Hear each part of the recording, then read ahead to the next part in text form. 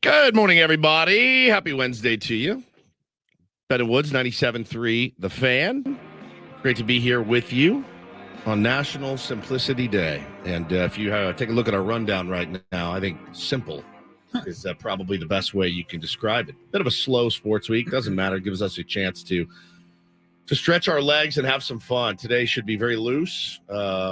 We'll talk about the All-Star Game and everything else. But, yeah, just a little bit loose, bringing back Woodsy's Wednesday Rabbit Hole. It has been a long, long time, so look forward to that at 7:35. I'm Woodsy. That's Paul Reindl, decked out in his shades and looks very sharp on a fresh haircut. He's our executive producer. Good morning, Paulie. Summer break, baby. EST3 in the chat says you look like the Terminator. That's your cue to do your amazing – Damn it, Higgins! Damn it! How do you get those cows? It kills me every time. Teach me your ways. Now to my left. Stop whining.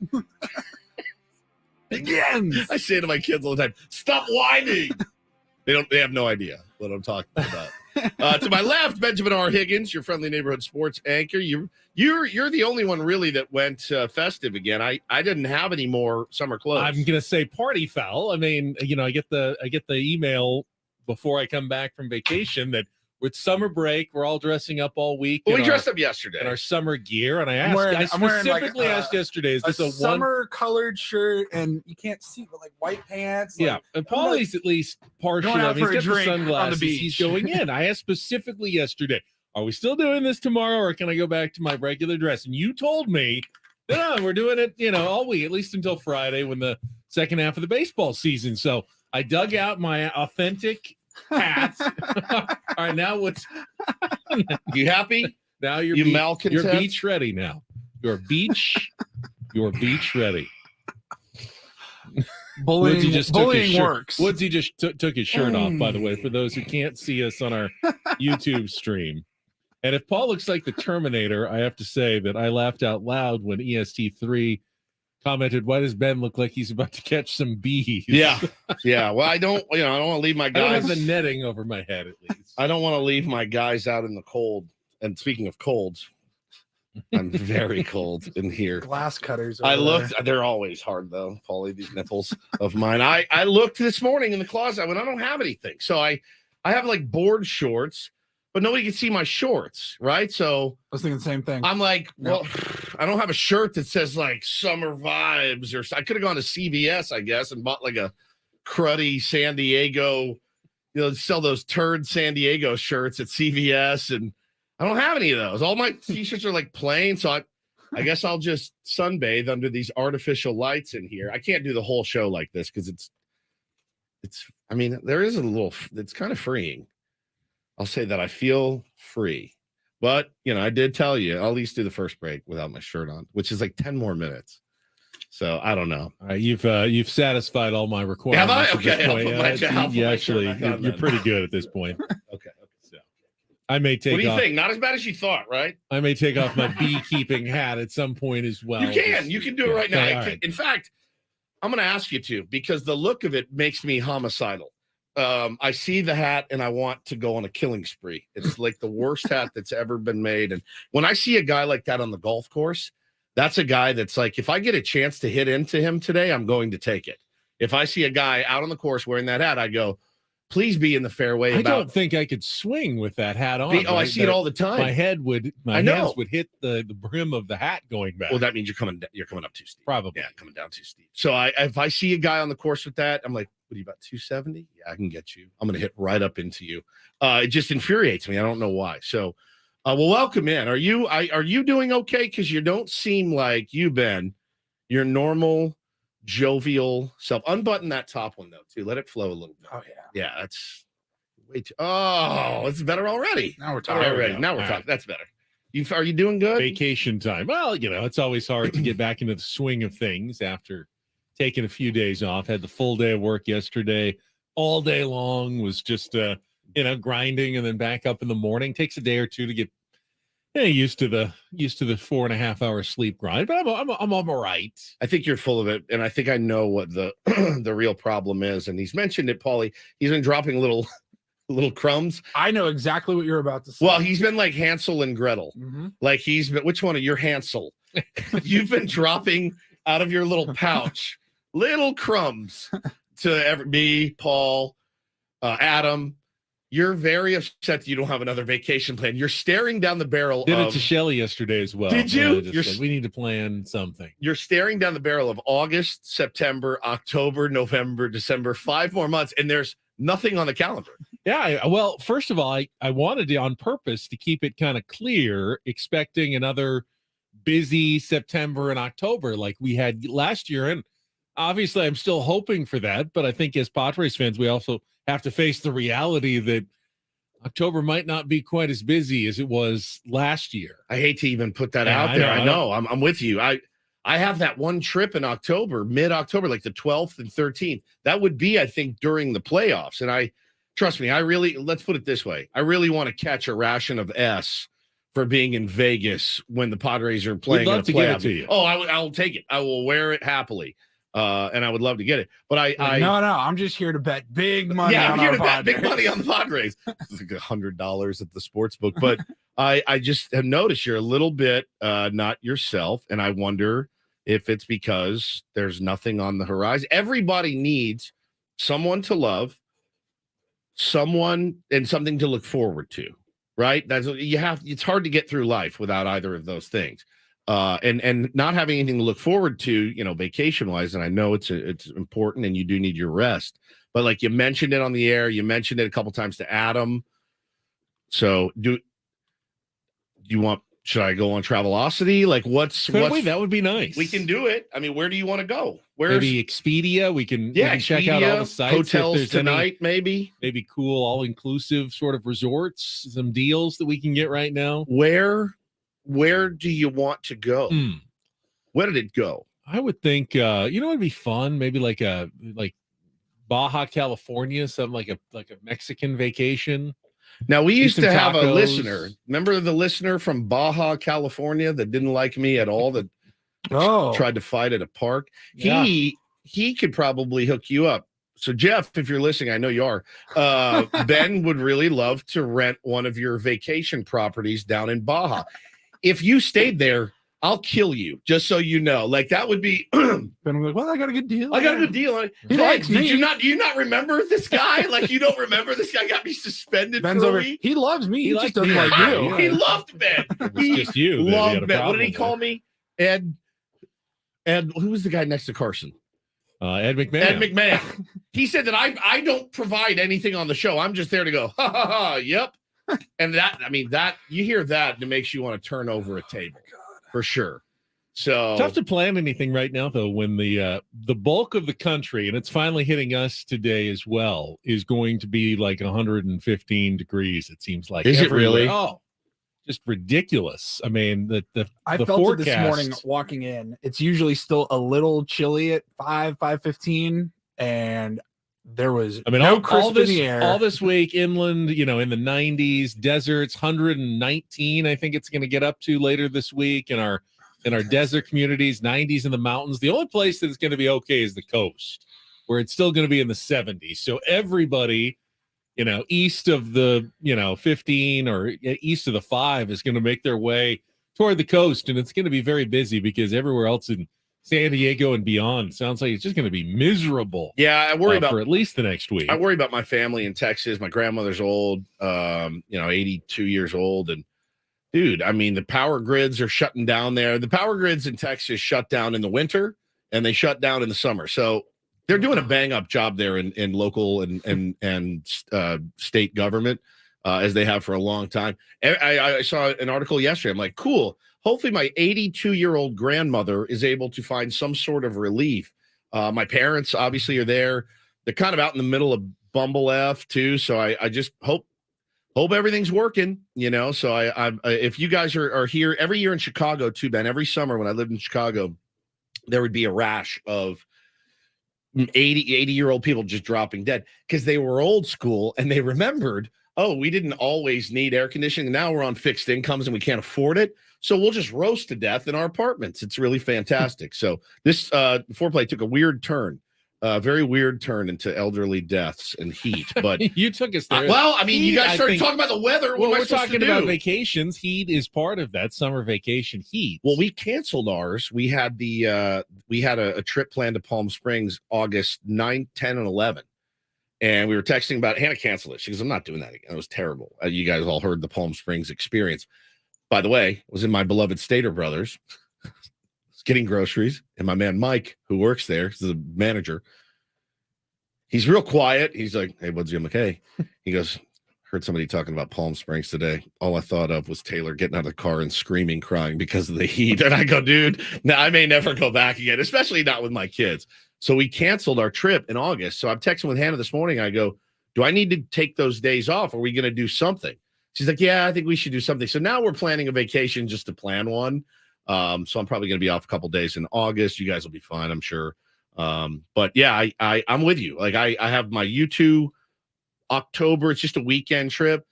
I got Chicago in September. I actually got a bunch of good stuff. I'm in a great mood. I've got a lot of stuff to look forward to. I need some plans to go along with Woods' plans for the rest of the year, but I got nothing. I got nothing for like 12 months. Just right work. Yeah, just work. Be grind nose to the grindstone. Ugh. We need to get you out of town. Exactly. We need to get you out of town. I mean, even if it's a few months away, then you get something on the horizon. You go, all right, I can do that. I can get I like what I do. I can get through. But when there's just no end to it. It's, oh, wow. I mean, Christmas break is kind of the next thing to look forward to. Oh my God. Like it's a long way away. Well, I will say this, watching the All-Star game last night, I loved it. I did. Now, there are parts of it I loathed, and you can probably imagine which, and we'll talk about all those because, frankly, we have nothing else to do. But you know what it did? It relit a little bit of the spark for me, hearing all the players talk. I hated most of the mic'd up segments. I did. We'll talk about it again. It does renew my passion. And the first part of the season was really tough. It was tough for us. I know it was tough for Padre fans. Hell, I know it was tough for the players. I know it was tough for Bob Melvin. I know it was tough for Peter Seidler, AJ Preller, the whole scene. You do get that slate wiped clean, though, during the All-Star break. You do. At least I did it as a fan, and that's exactly how I feel. And now I actually got sad last night. I got sad watching. I went, we only have like 70 more regular season games. That sucks. That sucks really bad. That's like 2 months of baseball. That really blows. And so I'm going to really try to enjoy this ride until this ends. I'm going to try to ride this thing till the wheels come off. Savor every moment. Savor every moment, every game. And, win, lose, good, bad, ugly, whatever you want to call it. But it really did wipe the slate clean for me. There's a new path ahead. And it reinvigorated me a little bit. So watching that watching that last night did that for me. Well, we will certainly talk about the game last night. Ended a historic losing streak for the National League. They finally got a win. In fact, I had to look it up. The last time the National League won the All-Star game, Juan Soto was 13 years old. That's unbelievable, man. 13. What a run. Yeah. The AL had. And it looked like they were going to win again until a very unlikely MVP. Freaking great moments last night for a lot of guys. Turn the tables. I thought it was a pretty good All-Star game overall. Both Padres got in, contributed at least a little bit in ways that didn't threaten the second half of the season, I think, for the San Diego Padres. So we'll talk about all of that coming up. Is Adam Jones still joining us today? No. He is not joining us today. He is not joining us No one told me about that, but I didn't see him on a rundown. So I was going, what happened to Adam Jones? He was there, though, so we'll have to catch up with him soon. What happened? He went to the All-Star game. Yeah. I think he left before the game. Did he? Think. So he was there for the home run derby. Right. He did Sunday he was in the celebrity softball game. Yep. He was in it, served up a homer to King Felix. The original King Felix, careful. Not Softy's King Felix.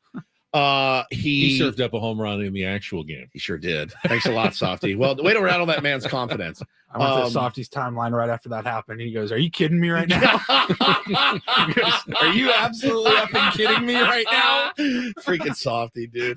So then he got on a plane. He's in Vegas.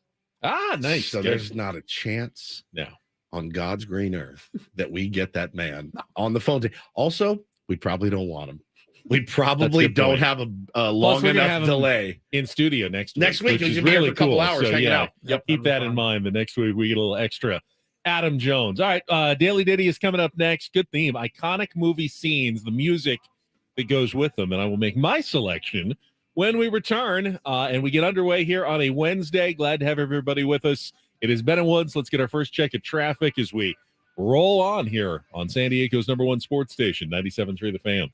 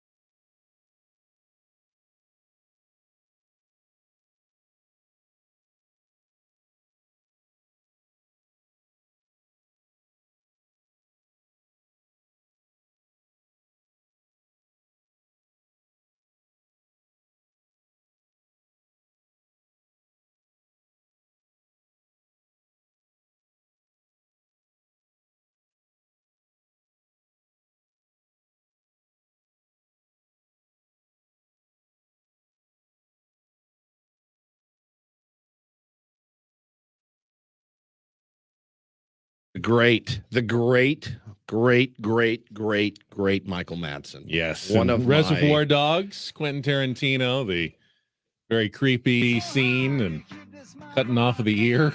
I can't to this music tell you how much I love Michael Madsen. I just can't. Donnie Brasco. Oh my God. He is just, I look at him and I go, like there's a documentary about him called American Badass. Like he is such a G, dude. He's a poet.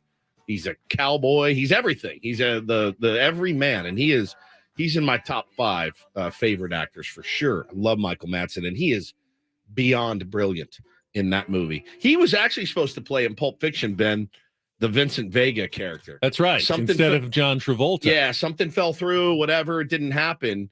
And, I mean, Travolta was a career reviving role, but Madsen would have crushed that. Tarantino has his favorites, though, and Michael Madsen's he's one of his guys. Very high on the list. It's cool. You want to get in with those big-time directors. Like Leo will do every Marty movie forever. And that there's a new one coming out. Have you guys seen the preview for the new Leo Marty Scorsese movie? I can't remember the name of it. Jason Isbell is in it, who I will be seeing in Humphreys tonight. Very excited about that. I'm going to be a little worse for wear tomorrow. Oppenheimer. Yeah, that looks really good that too. A ton. Yep. I'm very interested in that. And then I looked. It's like a 3:15, 3:20 runtime. You break that up. You wait till it's out on streaming, and you break it up over, in my case, about 6 weeks. Yeah. I'll watch 30 minutes. I'll fall asleep. I'll go back and watch. It's like when The Irishman came out. I was like, it took me a month, but 4-day event. It was like, I think that was over Christmas break, and I absolutely loved The Irishman, but it took me a month to finish. I couldn't get past the CGI. We only have on our show, so there's three guys. I'm Woodsy. I'm 48. I'll be 48 next week. Ben's 47. We're the same age. Paulie's 33. Almost 32. 32. Collectively, between the three of us, there are 2 movies we talk about on this radio show and only 2: Good Will Hunting and Pulp Fiction. I think it's the only two movies that we've all seen that we all know and can reference. I can do 1,000. Ben has Pulp Fiction and Good Will Hunting. Paulie has Pulp Fiction and Good Will Hunting. You hear me talking, hillbilly boy? See, now I can do all the Marvel and the Star Wars movies. I can't do any of it. You can't do those. Paulie can't either. I can't either. I saw the commercial during the All-Star Game for, was it Blue Beetle? It's the new superhero movie. Yeah. I think it's DC, and I go, that's comic book. I don't really watch the DC ones either. I have my own limit on superhero movies, and I just can only take so much. Now, me and Woods have plenty of movies in common. Yes. That we've tried to get you to watch. And he won't do it. You won't do it. Or you don't like them. It's a good time. Summer break, even though you're not really on break. It's such a beating. We have assigned him homework, so he does the radio show. We're like, hey, at some point today, you need to watch Happy Gilmore. He's like, I got to do the radio show. I got to go home. You don't have like 8 free minutes every day, right? It takes a long time to get through movies, 8 minutes at a time. Then I got to go home. I got to walk the dogs. I got to go to Channel 10. I got like 12 hours of work there. I get home at 1 o'clock in the morning. When am I supposed to watch Happy Gilmore, Woodsy? Any ideas? And then if he does get a day off, you know the last thing he wants to do? Sit there and watch a stupid movie like Happy Gilmore. But we've tried. I've had a great story that I heard yesterday. I went one thing that sometimes I do in between work. I went to see my trainer on Tuesdays, and it was a week ago today. You guys remember the carjacking that ended up in Encinitas, and we talked about it like a week ago. I missed it. You missed it. I was dead asleep. I didn't get all the details of it, but apparently it was right in front of her house. I work out. She's got all the equipment in her garage. So I go, and she was saying, yeah, they actually cornered him there's a dead end at the end of the street. Oh. He was firing out of his car, like on her street, going full like reverse 100 miles an hour. Someone like was trying to pursue him with a gun. They were like shooting at each other. Yeah, no, it was like a citizen. A neighbor? Like a neighbor was trying to get him, take him down. I was like, what are you doing? That's so stupid. He's got a gun. Just get away. And they were like ducking in their homes. And eventually they brought him into custody by the 24-hour fitness or the LA Fitness. By where we live in Encinitas. That's where I get my oil change, right by that oil change place. It was I didn't realize it was such a actual shootout gunfire on the street, and you could hear the gunfire, and she was like, yeah, those are gunshots. Get down, hide. And this was right in front of where I go and work out with her. And she Don't was telling me ever this gnarly story from last Wednesday. Don't ever say that Ben and I are sheltered because we live in Encinitas. I mean, there's literal gunfire on the streets. All right, it's hard times. It's hard. It's hard as it gets. Yeah, they carjacked this delivery driver just down the street from there by the Birmingham Valero, and then pulled into her neighborhood and was like full reverse, shooting out the window of the car, being pursued through the neighborhood. It's like, wow, this is the most dramatic thing that's happened in Encinitas in many, many years. You do feel like that risk reward isn't worth it for a delivery driver. What are you going to get? Yeah. $60? Like if you're going to do they were already they had started down like in Imperial Beach, and there were shootings down there, so they were already on a spree. They were on a spree, being pursued, trying to get away from the authorities, and so I think they just needed transportation at that point. It was they tried to grab his car. Yeah, they were just grabbing a car at that point to continue fleeing.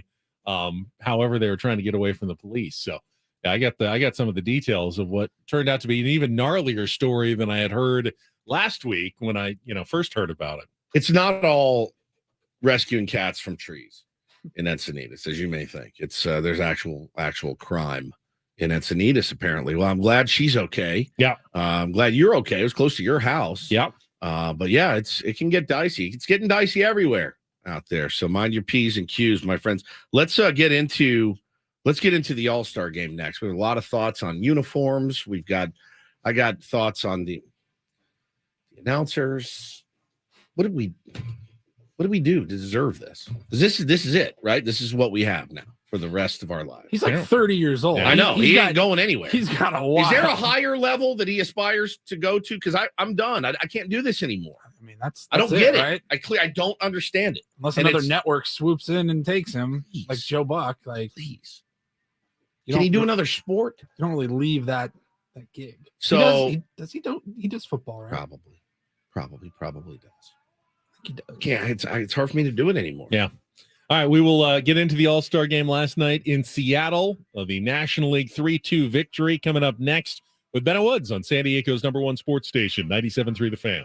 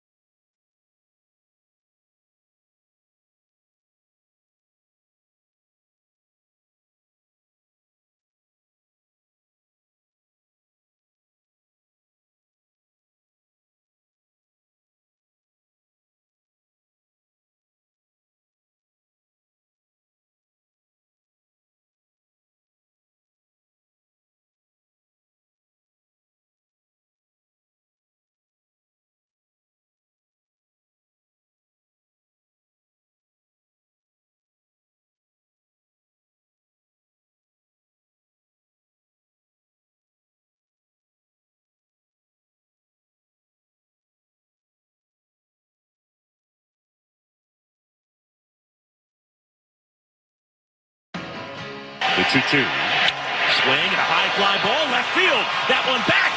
That one way back there. Gone! Elias Diaz, a home run. And the National League has taken a 3-2 lead as he blasts that one out to left. I spared you guys. I got the MLB Network radio call. Thank you, that man. highlight. Thank you. Thank you. Anyone have any idea what odds you could have gotten on Elias Diaz as MVP? the All-Star MVP? Through the roof. I mean, field, you'd probably just have to bet. I doubt they even had specific odds on Elias Diaz winning the award, but hey, it's one swing and in a game, but no one gets more than a couple of at-bats. You run into a pitch, and then all of a sudden you go down in baseball history as an All-Star Game MVP as the National League beats the American League 3-2. He was plus 6,500. He had odds, so 65-1, along with George Kirby, Whit Merrifield, and Dansby Swanson. Did not know Whit Merrifield was in there. Did he get in the game? He did. He got a single off Josh Hader. In fact, he did. I believe that's who got the hit off Josh Hader. Was I watched Merrifield leading off the bottom of the 8th inning for the American League. My wife had to work last night, so I had the two little angels, and I was like watching, but clearly not watching. I had literally did not know Whit Merrifield. Poked a ground ball single between first and second there off Hader. And I was picked off first base on the line out double play. That's right. Okay, inning. That's who got it. That's who was picked off. All I heard was all that I could focus on really was the mic'd up stuff with Hader and Ozzie Albies. Now, by the way, most of the mic'd up stuff last night was atrocious, beyond atrocious, and so uncomfortable and awful. And I hope they never do it again, unless it's Ozzie Albies and Josh Hader. Both was great. They were fantastic. They saved what had been really to that point a horrific display. The pitcher, who was it? Evaldi kind of talking through pitching with Smoltz was fine. But for the most part, it was super into it. No, none of the pitchers really seemed to be, except for Hader. He was very loose. That was a part I did not enjoy. Juan Soto had a busy inning while he was mic'd up. A little out of breath, having to run into the gap and do all kinds of things. Like it's the last thing you want if you're out there just shooting the breeze, just like banging into the chewing the fat. And next thing you know, sorry, Joe, what? Single, single, double, fly ball. I'm like, oh my God, poor Juan. It's getting worked out there. They're trying to ask Corbin Carroll about growing up in Seattle, 10 minutes away from the ballpark, and then boom, home run right over his head. Who else was good? Julio was pretty good. It's not them. It's not the players. It's the announcers. It's Joe Davis and John Smoltz trying to sound natural. It's, no offense, very local news bantery. It's very like, yeah, so you having fun out there? Yep. What's the All-Star Game mean to you? It's fun. I like it, seeing all the players and stuff. That's great. I was pulling my hair out. They did make the degree of difficulty incredibly hard, especially when you had when Evaldi was mic'd up and then one of the batters was mic'd up at the same time. Yes. And he's hearing the conversation as well. So the pitcher, so what are you throwing to him here? Well, I think I'm going to try to get him out on a cutter. Heater. Did I hear hey, wait. Did you hear that? I heard something along those lines. I was like, wait. Too much. The batter's mic'd up too? It was just too much. Now, I'm a noted hater of everything, right? And my wife tells me all the time, my God, you piss and moan a lot. And I do. But that's also my job, to come in here and break down what my opinion was of that game last night. And the game itself, spectacular. Like I told you, it reinvigorated my love of the game for the second half. I'm so excited to get it going. The presentation, I heard Chris Hello yesterday. You just went nuts about the uniforms. And I watched it last night. And I go, yeah, I agree. It's terrible. Just a money grab, cash grab. Let these cats wear their own unis that always look cool as hell to me. I thought that was the best part. Bro, Grant Brisbee with the tweet of the morning, our beloved Grant Brisbee covers the Giants for The Athletic. He said, people will make fun of the National League All-Star uniforms, but when you get a chance to pair hypercolor tops with Carhartt rugged flex straight fit canvas 5-pocket tapered work band, you have to take it for fashion. It's terrible. The NL unis were horrific. The ALs weren't much better. They were all bad. So again, cash grab. Here's an All-Star. The hats I thought were okay. I thought the hats were okay. I didn't like the helmets. The helmets just had an A or I like an the N. hats. Now, I'm not the pinnacle of fashion, as you can see here. But I was always told very clearly that dark blue and black are a no-go together. That's not a combination you should ever try to pair. My mom said you look like a big bruise if you walk around with dark blue and black. I've done it.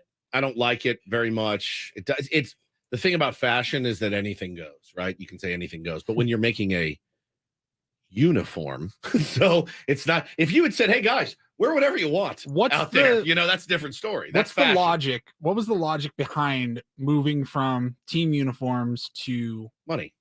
Where's the money? You're trying to sell. Nike's still making the same jerseys. Yeah, but now you sell them to the public. Now you're getting an American League Shohei Ohtani jersey instead of an Angels Shohei Ohtani jersey with a. You've already got your patch. You've already got your Angels Shohei Ohtani jersey. Now you got to get another one. You're probably not buying another one, but now you have to buy an All-Star jersey. Let's say your kid is the world's biggest Juan Soto fan, and now he wants a jersey in the All-Star colors that say Soto on the back to go along with his with his City Connect, with his camo, with all the other jerseys he wants. Now he gets a Soto All-Star jersey. Thank God my kids, Bo, didn't really care for the uniforms either, because I'd probably be have really cool batting practice jerseys. So, yeah, absolutely. Remember I just loved the look of seeing 7, 8, 9 different uniforms on the field at the same time. We all remember how cool the jerseys were for BP here. Yeah, remember brown and gold. They looked so good, if you wear them on the home run derby day, wear the special All-Star gear that day, and then wear the team jerseys on the field in the actual game. Yeah, where you can see, this guy's coming in from the Padres, this guy's coming in from the Cardinals, and they're wearing their actual team gear. Always, I thought, was one of the cooler elements of the All-Star game. And to take that away, another miss by Major League Baseball. When I was watching the pregame, though, and they were introducing everybody from left center field, and they're walking down the red carpet, and they were doing the National League reserves, I'm just like, they look like they're wearing joggers. Like, they did look like tight sweatpants. They look like Lululemon ABC work pants. I don't like black pants for baseball uniforms. I hate them. I've never seen one where I'm like, oh, that uniform combo looks good. No, maybe like the Pirates of the 70s, like not when they do the throwback 50 years ago, they looked cool on them because they were blast heaters and rip rails in the dugout. They were like a different scene altogether. But I watched the broadcast, so that part too drove me nuts. Hey kids, we want you to line this red carpet. Don't go on the red carpet, but I want you to make every All-Star have to duck waddle down so that he can slap. Why is the red carpet 12 feet wide? Just let him on the carpet. Make it smaller at least. And either let him on the carpet or make it smaller. Exactly. So I watched that. They're just blasting Cascade or something over all this beautiful music that comes out of Seattle. And it's terrible. Around the world, they're running out. When you had two players from the same team, like Soto introduced at the same time, they could just stay on their side of the carpet and just walk and high five. But when there was only one player from a particular team and they had to come out by themselves, he's like walking on hot coals. Just let the kids closer. Move the kids in. Hey guys, just move the kids in. Move them in. Yeah, this looks like everybody take one giant step forward. This looks terrible. As for the game, though, I thought actually a really well represented baseball game, was never separated by more than one run. Let's talk a little bit about the actual game action right after a quick check of traffic here on 97.3 The Fan. From the Premier Chevrolet of Carlsbad Traffic Center, part of the Premier Auto family, here's Kelly Danick. Traffic is sponsored by Premier Kia of Carlsbad. Well, guys, we're not showing any incidents or accidents. Start to see the usual slowing in the usual spots, though. In fact, that bridge, a little crowded for you. Heading over to the island, we're seeing backup start around mid-span. With a huge selection of new Kias in stock, they're sure to have the Kia of your dreams. They're right up the 5 freeway in the heart of Carlsbad, or shop online at premierkiaofcarlsbad.com. I'm Kelly Danick with Ben and Wood, San Diego's #1 sports station, 97.3 The Fan. I actually think 3-2 is almost a perfect All-Star game score, which is weird because don't you want to see more offense from those great players? Well, the pitchers are great at the All-Star game as well. Man.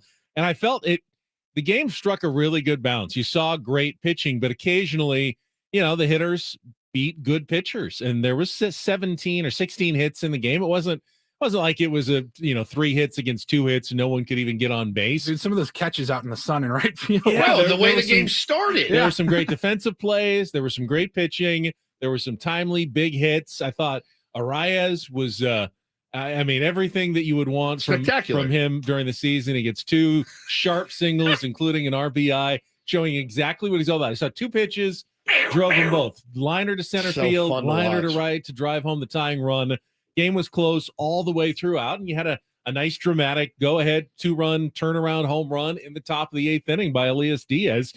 It was a well-played, crisp, nice all-star game all around. A really cool moment for that not so young man, 32 years old, first all-star game, getting to hit a tank and essentially, the game winner. It was spectacular, man. Spectacular moment. Let's be honest. I thought Brent Rooker ripping a double over Juan Soto's head was a really cool thing. That guy, if you had told that guy a year and a half ago, hey man, you're gonna be in an all-star game and you're gonna rip a double off of, who was it, Bautista or something, or no, it wasn't Bautista. They're on the same team. Who the hell did he hit it off of? Camilo Doval, maybe Doval. So cycling in and out. It's a cool moment. There's so many cool moments.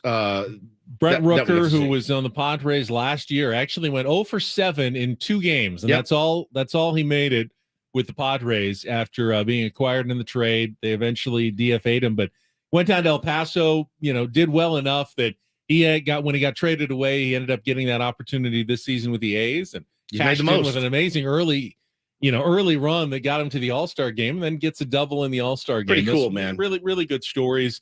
Both Padres did get into the game. I think if you are the Padres and Josh Hader is going to pitch at some point, you can't ask for more than a 5-pitch inning and a hold in the 8th inning. Now, conversely, Rob Thompson, manager of the NL, goes to his closer to shut this thing down, and Craig Kimbrell was the zone, by the way, last night.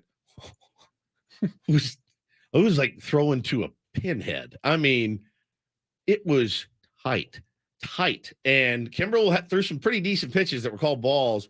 Wander Franco almost jacked one on him, and then that sounded weird. And then he got in a little bit of trouble, but he threw 30 pitches. And if you're a Padre fan, you're like, oh, cool, we play those guys in a couple of days. It's got to done this a million times. Not going to rattle his confidence or anything, but again, 30 more bullets he doesn't have, and he was going full bore. 5 pitches for Josh Soto coming in and hitting. I think I saw on Twitter the 3rd hardest hit ball of his entire career last night in the All-Star game. It was the hardest hit ball of the game, 115.4 miles per hour. Now, the first couple of at-bats, he rolled over on one to first base and popped out, but he did get that 3rd opportunity. Didn't result in any extra runs for the National League in the 9th inning, but it was his first ever All-Star hit. And he got to sit on the set with the Fox guys afterwards for quite a bit. Yeah. And they kind of grilled him about the second half of the Padres season, and A-Rod kept, so what do you really need to turn the year around? We've got it. We'll play that because Juan Soto actually was up there for, I'd say, good 4 or 5 minutes with the Fox crew, with Poppy and A-Rod and Jeter, and they were giving him the 3rd degree after the game about what's gone wrong with the Padres season and how they're going to turn things around in the second half. So you got a lot of Juan Soto last night. Mic'd up, was there, generally being the smiley Juan Soto that he's known for being, and represented the Padres well last night. He was everywhere. He's loved. Juan Soto is loved by the game, by the broadcasters. We gonna play that audio? Yeah, do we have enough time to get it all in? I know he was. We don't have all all there of it. for a while. 15 seconds. Oh, we just got a little bit. That's great. We don't need anything. We have everything that we need. We have the pitching. We have the hitting. We have the defense. We have everything. Well, I mean, if we go out there and buy some guys, great. I love it. But I think we have everything that we need to go all the way. All right. He's in a tough position. He can be like, you know what? Actually, we need an upgraded catcher. We're going to go ahead and need an upgraded first base. We're also going to need upgrade in the bullpen, and picking up another starter wouldn't kill us either. You can't say it. So you have to go, no, we're good, man. If we get somebody. Crap. I usually sit next to Nola on the plane. I know. I better not. It's like, yeah, we need like 4. We need 4, maybe a DH too. Carp's just not really getting it done. So I'd say 5 areas is where we really owned, though, that the offense, he said, the offense is the reason why we're in the hole that we are, that we got to climb out of. And I have confidence that we can do it, but, don't blame the pitchers. They were really, really good in the first half of the season. And we need to start hitting consistently to get where we want to go. My boy Matty tweets in Rooker double off Diaz from Cincy. Yeah. Filthy. It was just like one filthy reliever. Did you see the pitch Camilo Duvall throw? 102 on the black. It was called a ball. I was like, you've got to be kidding me. I think that guy was signed, by the way, for $100,000. No, less than that, I think. What a stud. And they just kept rolling out stud after stud after stud after stud. Always nice to see your guys show up at an all-star game and do their job. That's for sure. A couple other notes from last night. You did hear in the fifth inning the sell the team chants. Mm-hmm. The Oakland A's had their fans had asked, hey, if you're going to the all-star game in the top of the fifth as a protest for the team, potentially moving to Las Vegas, we want to hear that sell the team chant. And you could hear it over the broadcast, and they carried it through to Brent Rooker's at bat from the Oakland A's when got that double. I thought that was a pretty cool moment of solidarity because it's Seattle and they're one of the AL West rivals of the Oakland A's. So you wouldn't know that necessarily their fans would be that supportive, but you could definitely hear it from all corners of the park. People unhappy about how this Oakland A's situation has been handled. Watching your guys in the All-Star game too, it did give me the thought. It popped into my head. I go, I don't want either of these guys to leave. That's exactly what I thought. I went, I don't want either of them gone. I know it's probably out of the realm of possibility, Ben, that you can re-sign both of those guys. Again, I don't know what Peter Seidler's checkbook looks like now. I don't know what it's going to look like after the season. But you see players like that representing your squad, and you go, yep, those are my guys, and I don't want them to go anywhere. I don't want them traded. I want them here. I want to win a World Series with those guys. Two great representatives for the San Diego Padres last night, and, the nature of the business tells you two guys that may not be here in a year. One guy that may not be here in 3 weeks, which is a bummer. It's a real bummer. But it's something that's very, very real staring us in the face right now, and I watched them last night and listened to them talk, and I go, I want those dudes here, man. Call me selfish. I want Josh Hader and I want Juan Soto here, for the next 10 years. All right, all guests on Ben and Woods, and we haven't had that many the last couple of days as we are on summer break. That's right. Summer break isn't about interview. Well, you know what else? It's letting everybody else get their summer breaks in too. Like Jesse Agler. Jesse Agler probably would have come on. But totally deserves a summer break. Give that man a break. Adam Jones is hammered right now playing craps in Las Vegas. Summer break. When we do have guests, they appear on the Premier Chevrolet of Carlsbad fan hotline. Save money the right way with Premier Chevrolet of Carlsbad. Visit them today in the Carlsbad Auto Mall. Chevrolet Fine New Roads. Summer break about games and fun. Right over there. We got Take on Woods coming up next. Stay tuned for more here on 97.3 The Fan.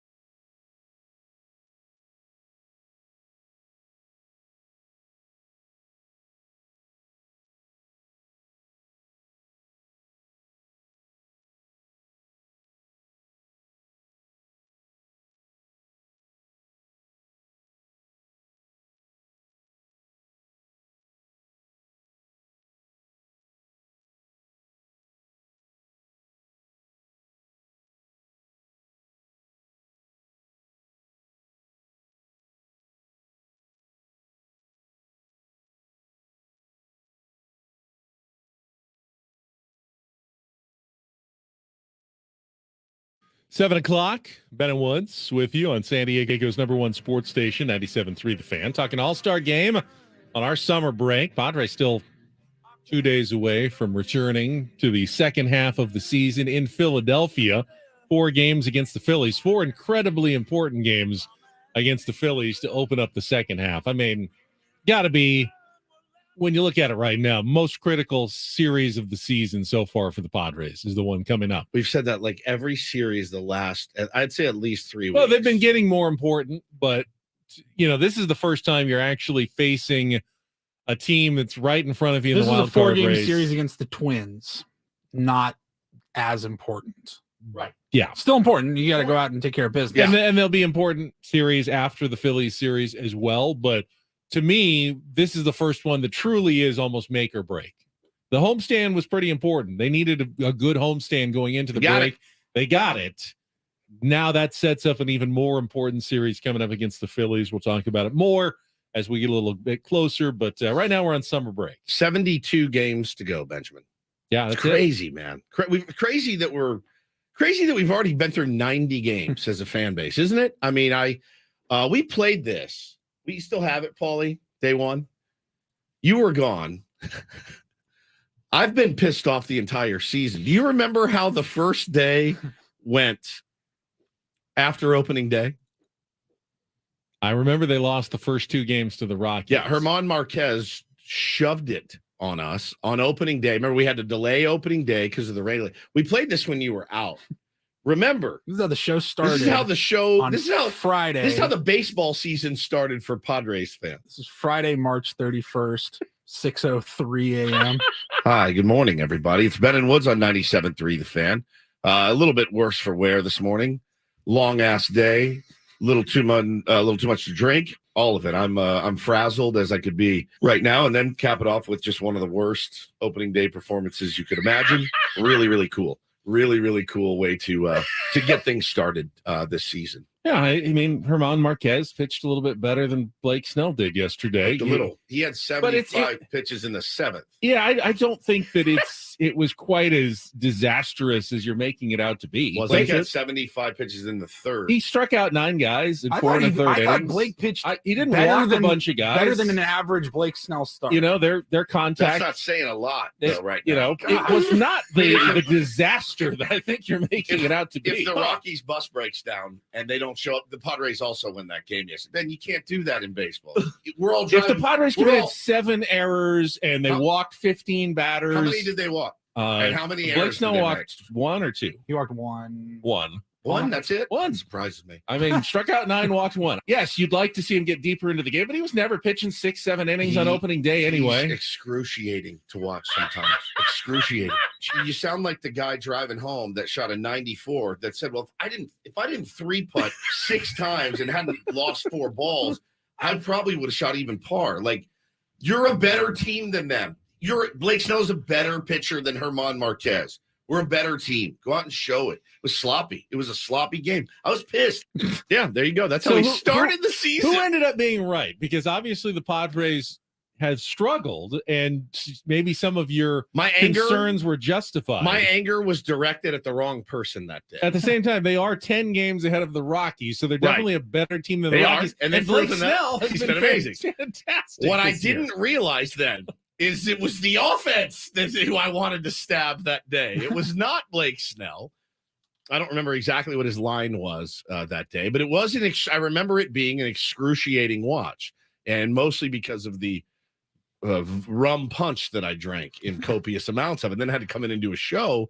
I think he went like 5 1/3 or 4 2/3. Like 4 1/3. He struck out 9, walked 1. We just didn't hit. Just didn't hit, which turned out to be the problem for the season. Well, it was almost something that we couldn't believe could be an issue, right? I mean, the Padres started the season, and we were so sure they were going to hit when they scored 2 runs the first day and 1 run the next day and lost the first 2 games. It was simply, baseball's weird. It's baseball. It's just an aberration. Who would have known that this team would go on this offensive skid? They actually, the funny thing is, after that, they won 7 of their next 9 games, or 7 of their next 10 games. They actually scored 8, 5, 6, 6, 5, 4, 10.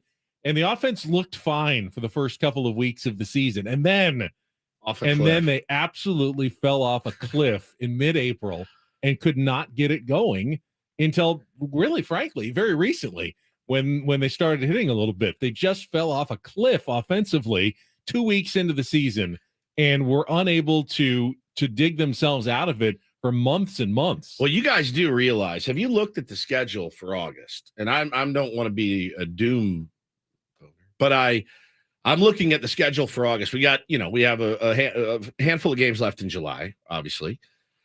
Starts this weekend. And then you open, at the Rockies twice. Anything can happen. Dodgers for 4. Mariners for a deuce. D-backs for 3. The Orioles for 3. The D-backs again for 4. Then the Marlins. Then the Brewers. Then the Cardinals and the Giants. Now, those are some tough teams. That being said, there's a few of those teams are ahead of you. A lot of them are ahead of you. The Dodgers, the exact the D-backs, teams you need to beat. That's kind of good. The Marlins, that means you can control your own destiny. Exactly right. I think it's better than having to play a chance. Take a chance. Teams that are not in front of you. You actually can grab a game every single time you win one of those. Yeah, you are moving closer to where you want to be at the end of the year, which is a playoff spot. It's set up nicely. It is. It's set up nicely. I mean, but when you look at the series coming up against like the Tigers, you know what I mean? That's the series that scares me to death. The series against the Rockies at their house scares me to death. It's just these next couple of weeks are going to be it's going to be crazy. Really, really fun. I mean, every game is going to feel like a playoff game because of the hole that they've dug. But that's what we're going to do, man. 72 games left. We've already covered 90 games. I wonder how much it's going to feel that way to the players and coaches. Every game feels like a play. That's how it's going to feel for us as fans. How is it going to feel for them? Because players and coaches are completely different. The players are going to have to be like, doesn't matter. I got to be loose. Bob Melvin's got to be like, because that's what we're going to talk about the Diamondbacks for the next 3 months. Right. Like, bro, I understand you want to save so and so for these October playoff games, but you got to get there first, bro. The two men I envy the least. The players, they're going to go out and play. That's the fun part. The two people I envy the least in the entire world are AJ Preller and Bob Melvin. AJ Preller needs to figure out what he needs to do at the deadline and what this team needs and how to get it done. And then Bob Melvin needs to look at it and go, at least after August 3rd or whatever, then AJ can be like, all right, this is what we're This is what we got. Yeah. But like and then he's off the hook. And then it's on Bob to get this team back and use those pieces in the right way. And you're right, man. He cannot manage the next 72 games like it's a game 7. You just can't. You can't do it because you also can't manage it like it's April. That's exactly right. And there's plenty of time. Right. It's a really, really tough gig. Need a contestant for Take on Woods? Call now 833-288-0973. Chance to qualify for a trip to Las Vegas. I enjoyed when we played back our comments after the first game of the season. We actually have more of a first half look back of, some moments and reactions in the first half of the Padres season that we can play for you a little bit later. I agree with you. I think AJ Preller is in almost a no-win situation. I feel the same way, if he determines that, Padres get off to a slow start in the second half and, he does the right thing, and that is selling off pieces, he's still going to get an incredible amount of criticism. How can you give up on this team that you've put so much payroll into, and now you're pulling the plug on the season? Because if he trades away Josh Hader and Blake Snell, the clubhouse turns into chaos at that point. You can't possibly expect the Padres to, give it their all on a playoff push when you're taking away pieces. Right. So, AJ immediately becomes public enemy number 1 within his own clubhouse, right? Fan base. But then again, if you add pieces and you chase a dream that really isn't realistic, you're also hamstringing yourself in the future. You're not making smart decisions. He is in a really tough spot over these next couple of weeks leading up to the trade deadline. It's a good topic. I'd like to bring it back because our pals in the chat have a lot to say on it, and they're good points. Satan's Blowfish says deadline stuff's getting overblown. We're not on track for a full teardown. So all the rentals will yield guys that are unlikely to ever make a real impact. Well, I'd say that that's not overblown at all then. Like, if you move Josh Hader, right? If you move Josh Hader and you're going to get back, as you said, pieces that are unlikely to ever make a real impact, That's not good. That's that you can't overblow it enough. What is ahead of AJ Preller the next few weeks, in my opinion. I don't trade Hader. You better be getting some major league players. Right, but who's given major league players that are going to help contribute when you need an all-star closer to get you to a World Series? Right, and that means you're trading him to somebody that's probably ahead of you. They're definitely ahead of you, right? And they want an all-star closer. They feel like they're an all-star closer away, and you trade them for a bunch of prospects. And Suarez isn't ready, whatever. Oh God, the doom is setting in. Who can you trade? I need a paper bag. Who on the team can you trade that still in that as a buyer that improves your team's odds for 2023? And they're making points here as well, and I agree. We don't need the big splash this deadline, in my opinion. We don't need the big one. We need a bullpen arm. We need a bat. At some first we tried for the big one a couple of years ago. It didn't happen. Yep. I think Ken Rosenthal. We got the big one last year. We don't need that. Yeah, and you just don't like Cody Bellinger. I almost said Clay Bellinger. I don't think that would work out well if Clay Bellinger came here. Cody, though, could help. Take Cody over Clay. I would too. And I don't know what kind of prospect they would need back, but you're going to be looking to rent a couple of pieces, I think, at the deadline. You just can't give away anybody that you feel is worth it. Not one of the big names. All right, let's bring back this topic, obviously, as we move forward. Right now, though, we got to get to our game. It is time for Take on Woods.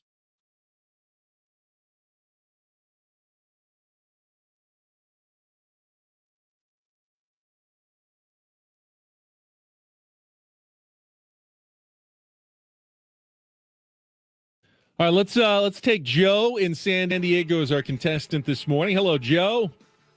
Good morning. All right, you are in. Let's see. Yesterday we had a 5-0 shutout, so I'm hoping you fare a little bit better. We'd like to qualify you. Beat or tie Woods, and you will qualify for our grand prize drawing of a 2-night stay at the Westgate Las Vegas and 2 tickets to Skid Row and Warrant with special guest Paralandra in the International Theater at the Westgate on September 30th. Get your tickets at Ticketmaster.com. It's the home of legendary Vegas fun, the Westgate Las Vegas Resort and Casino. Here are your options, your categories. This category, again, that is 5 song titles that end in the word again. But who's counting? That's a category all about counting. And the mystery category, can't give you much on that one. You just have to roll the dice and take your chances. So, Joe, this category, again, but who's counting, or the mystery category, what would you like to play today? Let's go with this category again. This category again. All right, actually, it's a new category, but it does include 5 song titles that all end in the word again.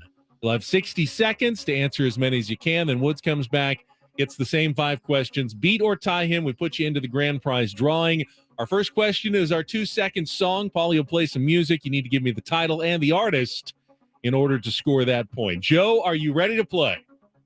I'm ready. All right, 60 seconds on the clock. The category, this category again. Your time begins when Paul plays our music. Good luck, Joe. Let's take on Woods.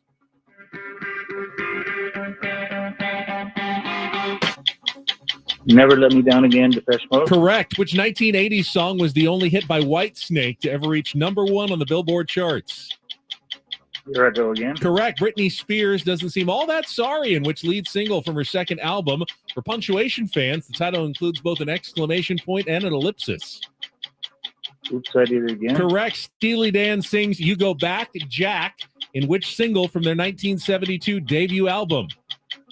Do it again. Correct. Lindsey Buckingham wrote which B-side single from the Fleetwood Mac Rumors album that has a surprisingly light and folk music-like sound? Oh, man. 10 seconds. Doing well so far. Never Going Back Again? Yes, it. Wow, pulls it out at the last second. That's what you get when you have a little extra time on your hands at the end. Good job, Joe. Easy. You are in. Hang on the line. Paulie will get your information. Now the only question is whether Woodsy's going to be able to match that, and I don't know if he's going to be able to do I think it. he might get tripped up here. Yeah, we'll see. That's a good game, Joe. Let's see if Woods has the answers we seek in today's category. He doesn't get the category, makes it a little tougher for him. All right, let's reset the 60 seconds. Woods, your time begins when Paul plays the music. Good luck. Let's take on Joe.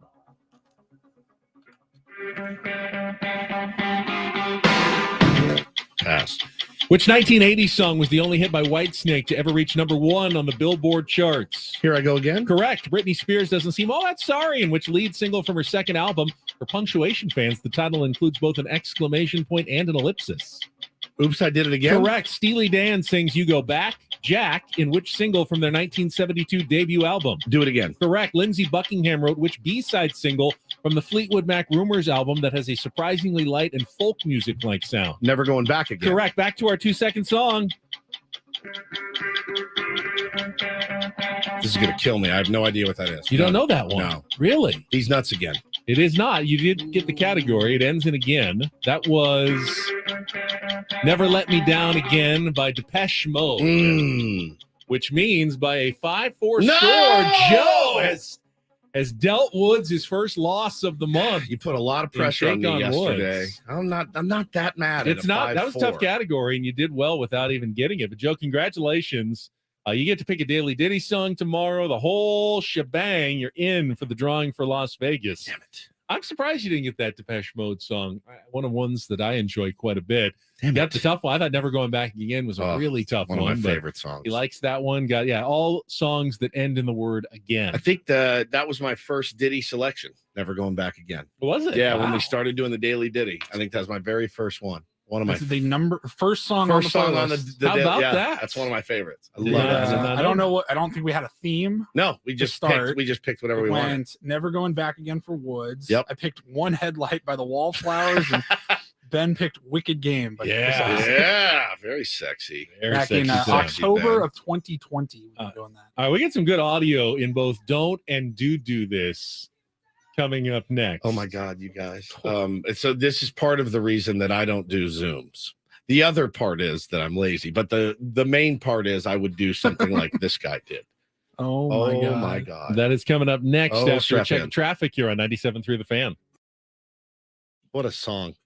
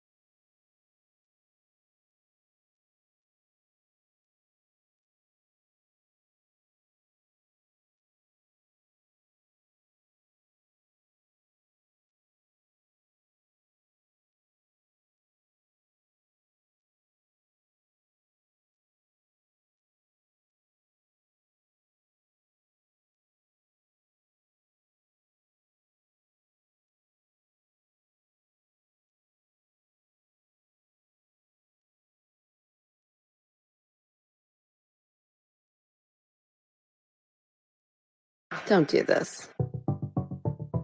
It's time for Don't Do This. What were you thinking? 3 stories from the world of sports that make us all shake our heads.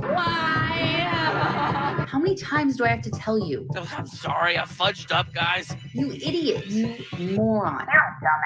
The apple sometimes does fall from the tree. Don't do this Do not tweet that. with Ben and Woods I like a Nickelback song or two. on 97.3 The Fan. You can listen to Sam Levitt's podcast, Inside San Diego Baseball. Sam covering everything going on with the Padres. Find it at 97.3thefansd.com, the Odyssey app, or wherever you get your podcasts. I'll start Don't Do This today. Little update. I know we covered this story a few weeks ago. Alabama baseball coach Brad Bohannon, remember, lost his job. Yes. There's a betting scandal, a gambling scandal. Someone apparently who was getting information from him tried to make a big bet at actually it was at the Cincinnati Reds ballpark, Great American Ballpark. They have a sports book. They removed Alabama baseball from the books. You could not bet on them. They pulled it off. There was an investigation. We didn't get all the details. They are coming out now, and we've got the crime of the century. This is like the opposite of that. The dumbest gambling criminals of all time, because the guy who was apparently in cahoots with the Alabama baseball coach, his name is Eugene Neff Jr. So here's what he did, Woods. He walked into the BetMGM Sportsbook at the Great American Ballpark on April 28th in possession of a large amount of cash. And he walked up to the window and he said very loudly, "I would like to bet $100,000 against the against the Alabama Crimson Tide. They're playing number 1 LSU." That already. That's a huge red flag, right? No one bets like that on college baseball. So immediately the employees are going, okay, what's going on here? So they're alerted right away. And they say, I don't know that, we can take that bet. It's too much. And he's like, no, please. He starts going, I have inside information on this game. Oh, that I want to make my bet.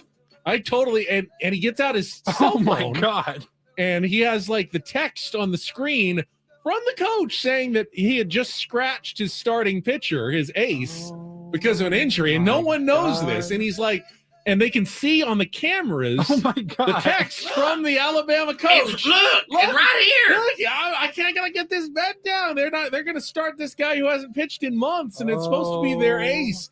This is a can't lose bet. You need to take my 100,000. And they're going, no, sir. You're going to don't jail. have to do that. And eventually, yes, the investigation showed that he got a text, absolutely, from Brad Bohannon, who he knew through some coaching circles. Neff, it's Brad. Hey, man, you're about the dumbest sumbitch I ever seen in my life, man. Thanks for costing me my job. I mean, what an idiot. I understand the temptation when you get some inside info. You make a little bet on the sly.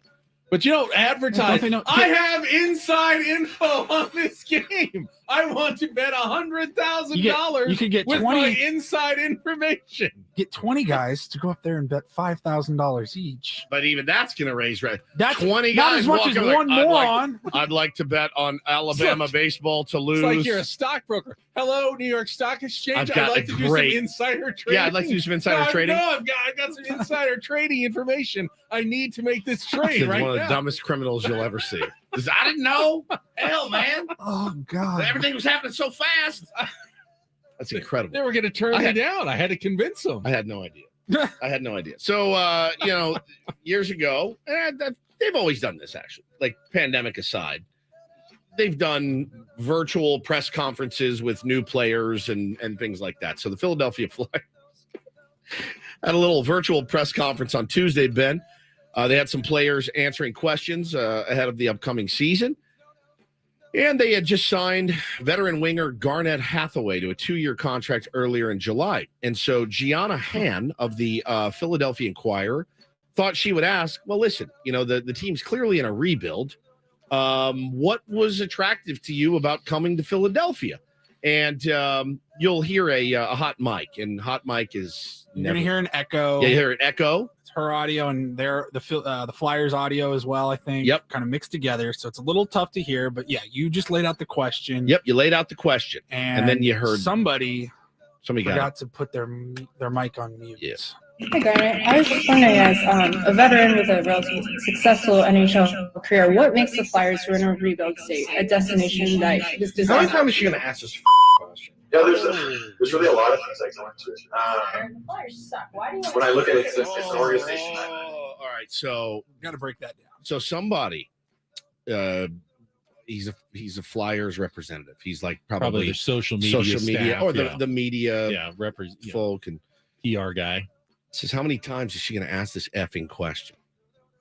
So then, probably on all the Zooms, and she probably has asked that question in the past to other free agents. As Hathaway goes to answer the question, then you hear another person in the background saying the Flyers suck. I don't think it was her though. No, I think that was another person. Another PR going. Here's what she keeps going. Yeah, the Flyers suck. The Flyers suck. Right. Stop asking a destination that is designed. How many times is she going to ask this question? Yeah, there's really a lot of things that go into it. When I look at it, it's an organization. She's being sarcastic. Oh, the Flyers suck. Why do you want to sign here? So yeah, it was two people from the social media team or the media relations team. Cringe. Holy cow, dude! So they had to put out a statement. Earlier today, our team's social media account streamed a recording of a virtual press conference, which included disrespectful remarks by members of our social media staff. On behalf of the entire organization, I want to extend our apologies. Any disrespect towards reporters is completely unacceptable, especially when they're simply doing their job. We've reached out to the reporter and outlet personally to express our regret. We'll continue to promote an environment of mutual respect when working with media. I wonder if behind closed doors, though, the GM's going like, "Thank you for having my back." Just piling on us potentially, all the time. Potentially. But yeah, man, it's brutal. Those not Zooms, a good look, though. Not a good look at all. Those Zooms they're awful. I mean, I've been on a couple of them, but I can't stand doing them, and I would definitely do something like that. You could see me like rolling my eyes at some of the questions asked, and we could see you just doing me that. feverishly calling you. You're on. Yeah, you're on. You're camera, not on dude. mute. Yeah, you're not. You're mute not. your mic. How many times she can ask that effing question? It sounds like me, actually, the A guy little that bit. said it. How many times she can ask this effing question? So really, really good. That guy. You wondered though, Ben. You're right. Did the guy go, "Hey, you can't do that," but appreciate it. Yeah, exactly. Thanks for selling the sizzle. All right, finally, a little do this to wrap up the segment. DD mega doo-doo. I remember a few months ago, we had one of the managers of the Savannah Bananas on. Very cool, little alternative baseball. You've seen some of the videos, the dancing, the quirky stuff that they do. It's baseball like the Harlem Globetrotters would do baseball. And a lot of rules. He explained some of them to us. One of the weird rules he explained to us is that when a fan in the stands makes a catch, counts as an out. So, you pop one into the stands and a fan brings his glove, that's an out. It's pretty cool. So this was a recent game. They posted this video yesterday. 2 outs, final inning. I think they played 7, but 2 outs. The Bananas trying to close out a win, and here's how it ended. Especially when you consider that Hosley's 2 for 2 with 2 doubles, an RBI, and a walk-off. Justin Bieber with a barrel, but foul! Caught by a fan, and that's your ball game! A laser beam from Justin Bieber. What a play by that young man. And the Nanners win 5-1. And the entire team going out there to swarm the fan. That is why you bring your glove to a ball game. Game ender by the fans. The Bananas win it 5-1. Are you kidding me? Look at our hero tonight. It was awesome. It was so cool. So it was like a screaming liner by a right-hander down the third base line. And they're sitting in those seats that are kind of just jutting out, facing home plate. And this guy who had his mitt just snags the ball. You don't get a great view of it there's a replay where you kind of see him making the catch, but the whole team runs over, giving him big hugs, pulls him onto the field. He's like running off to the clubhouse with the guys. It's incredible. He's the hero of the game. Just a fan who caught a ball in the stands that turned out to be the last out. I thought that was pretty fun and what makes the Savannah Bananas unique. I love it. I absolutely loved it. I think that's obviously couldn't do it in the big leagues, but holy cow, what a fun, what a fun way to get the last out. And he was sitting front row. They just ripped him right over the railing, and he's running down the field with them. It was awesome. It's incredible. And that is don't and do this for a Wednesday. That was Don't Do This with Ben and Woods on 97.3 The Fan. All right, we'll come back. Are we going to do the Wabbit hole coming up here, 7:35? Yes. All right, it's been a while. Man, it has been a while, and I went down one yesterday. Trying to think of a really good tease here. One of them, talk about the crime of the century, Ben. The crime of the century. One person is out. And this is unbelievable. Yeah, all right. I can't believe this is This is happening perfect right because I wanted more on Yeah, this I'll give you story more. yesterday. I'll give you more. It's and coming. now we're going to get more on it coming up next with Ben Woods. I'm deeply entrenched in it. On San Diego's #1 sports station, 97.3 The Fan.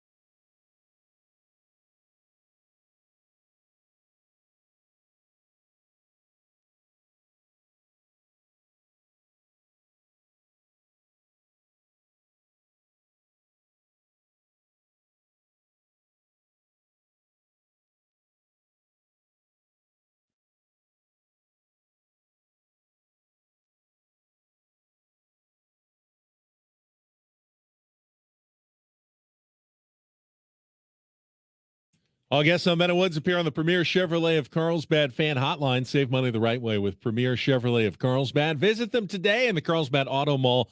Chevrolet, find new roads. We still have some more audio we didn't get to and don't do this from the Debo Samuel interview that you heard right here, the Zach Gelb show that plays on CBS Radio. You sometimes hear it on 97.3 The Fan. So stay tuned for that. But first, Woodsy standing by with the return of an old favorite from all the way back at the old station days, a Wednesday Wabbit Hole, where Woods takes us a little bit deeper into something, I don't know, just a topic that has caught his, when you start looking up something on the internet and then it takes you one website to another. He's explaining what a rabbit hole is. I was going to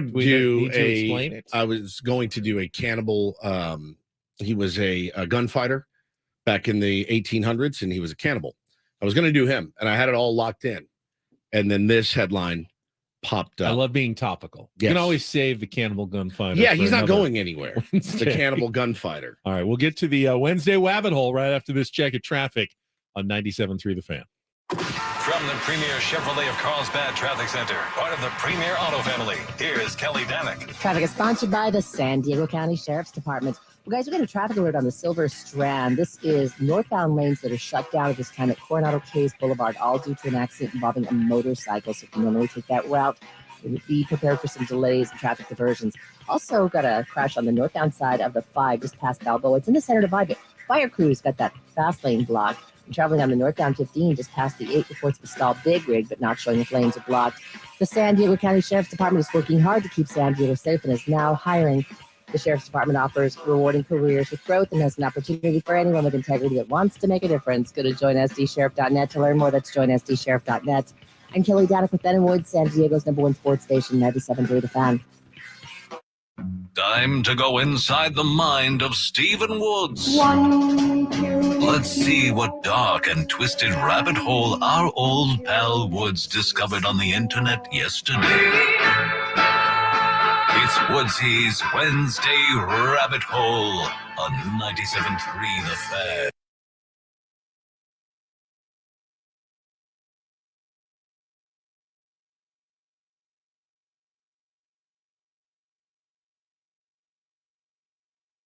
So many years ago, I was about 11 years old, and my dad it was like a Friday night.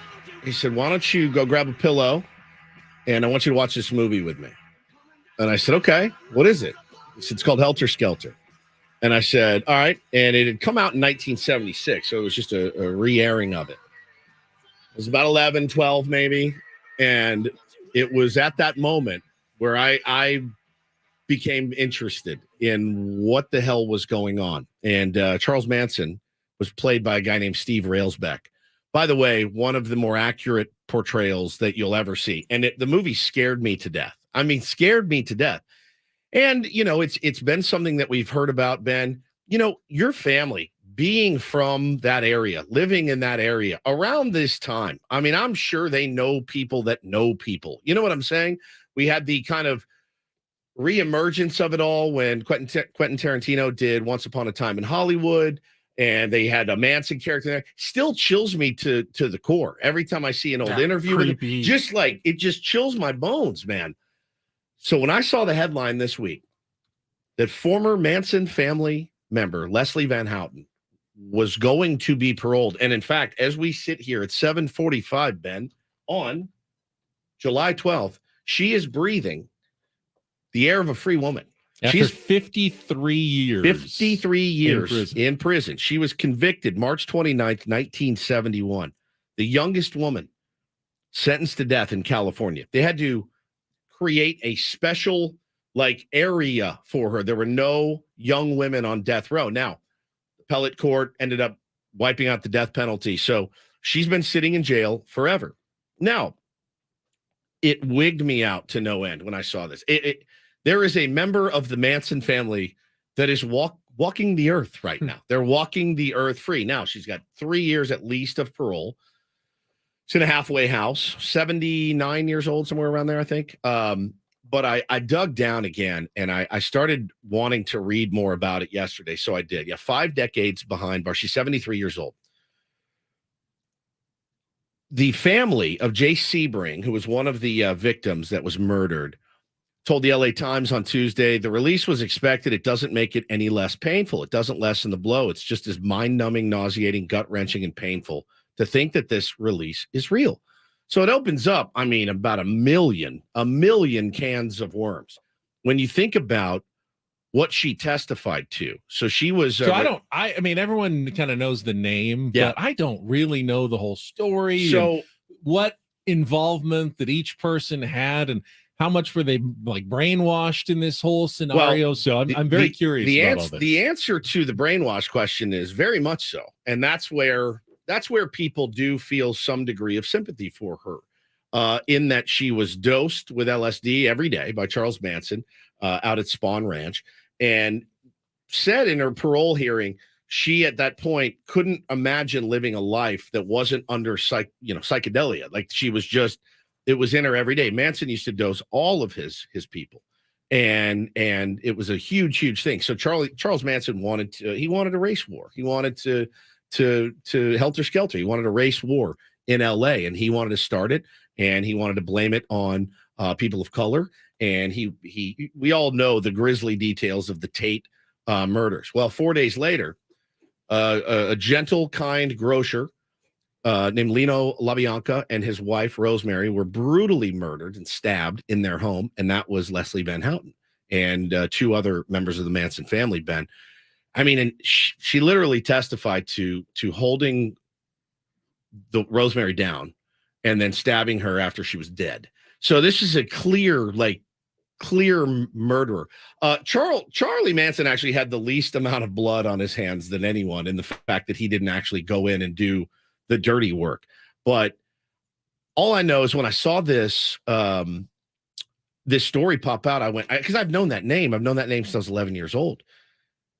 She's free. She's free and living amongst, probably not us, but she's living amongst free people that didn't commit these murders. And I was absolutely blown away. And, her attorney came out and said, hey, listen, it's not all going to be roses for her. She's got to learn how to use the internet. She's got to learn how to buy things without cash. It's a very different world than when she went in. After hearing from the victims, like, we all want rehabilitation is a real thing, right? You steal a couple cars, you get involved with the wrong crowd. Yes, you deserve a second chance at life, right? Like, you deserve a chance to serve your time and be free again and hope that you stay out. This one feels a little different. And apparently she's been a model prisoner. She's made great strides. How much sympathy do you have for the fact that she was a young, impressionable, under the influence cult member? I don't know. But I was talking to Hannah. I was talking to Hannah about it. I was like, listen, I can get behind. I'm all about second and third chances in a lot of cases. It feels like there are certain crimes, though, especially the crime of this magnitude, right, that captivated an entire world. Like, I feel like the Manson family should stay in jail. Like, I don't think it's that spicy of a take to say that the Manson family should be in prison till they die, right? Well, I mean, obviously it got so much attention. That shouldn't be a factor. Now, is there other people who committed similar crimes that weren't quite as publicized, that after 50 years in prison were also released? Or are they treating her the same as they would anyone else? I Potentially. think that's what you, in my mind, that's what you ask from a justice system. Right. Everyone should be treated exactly the same, whether or not their crime was, they made TV movies about it, or it went under the radar and no one even had heard about it. It's the Everyone brutal, should be treated equally under the justice system. Agreed. But I think it's the brutal nature that was so highly publicized. Like, we obviously don't know everything that's happened in every case, but this one, to me, man, when you put it that way, one of the Manson family has been released from prison. One of the instrumental members of the Manson family that was responsible for this grisly murder. Man, I couldn't get enough of it yesterday. I listened to a podcast. I was like all over it yesterday. I was all in. I don't know why. I don't know what part of my brain needs that satiation, but I've just been following it since I was a kid. And for her to have part in it. And then you hear from Sharon Tate's daughter, and she's like, I absolutely think this is the wrong decision. And when the families come in, the families of the victims, that's where my real sympathy lies, right? The fact that Yes, she did some time. She did a lot of time, actually, but the sentence was for life. It was actually for death, but then it became life in prison, and life in prison was not. She's actually going to be out and will get to live the last remaining years out on her own. You mentioned that you said that she was considered to be a model prisoner, like did everything she was supposed to.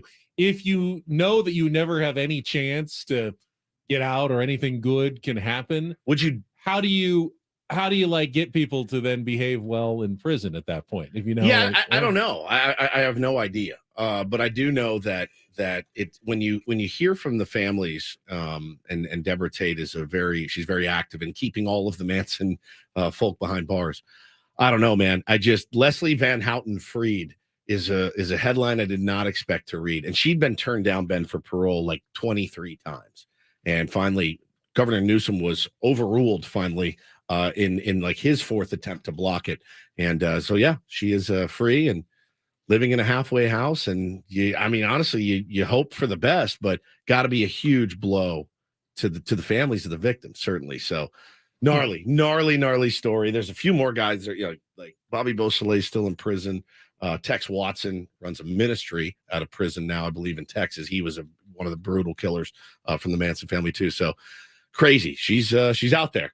You asked about, my family growing up. Yes, in LA. LA at that time. I just got a text from my mom. One of her very good friends went to high school with Leslie Van Houten. Oh, so, yeah. I knew it. I knew there had to be some sort of connection there because, as the Manson family lived on the outskirts of LA at Spawn Ranch, and just that crime was so big. It was so shocking.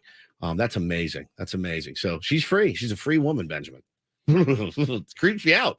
If you haven't seen the 1976 miniseries, Helter Skelter, with Steve Railsback, like, he may be scarier than the real Charles Manson. He did such a good job. He haunted my dreams. I was like, Dad, how dare you? So, like, I'll never show that. So I was like 12. Wow. And it was, I'll show you a picture. Barry, what were you thinking? I mean, he wanted me to be up on it, but holy smokes, it's pretty shocking to know that she's out there. So there you go. There's your rabbit hole. I missed it. I missed doing the rabbit hole. I'm glad you brought it back. I kind of want to make some time for it every Wednesday. I mean, it's hard during baseball season. Yeah, you can't always come up with one, but now I'm looking forward to the cannibal story sometime in the future. Yes, there was a cannibal gunfighter, and I can do that one. Well, next time Padres have an off day, like on a Tuesday or something, I'll do it on Wednesday. We'll figure it out. Absolutely. Good job, Woodsy. Very nice. All right, it is 7:53. We got a minute or two left before the midpoint of our show today. I do want to get into a couple more topics in the second half. We mentioned the big decisions facing AJ Preller coming up.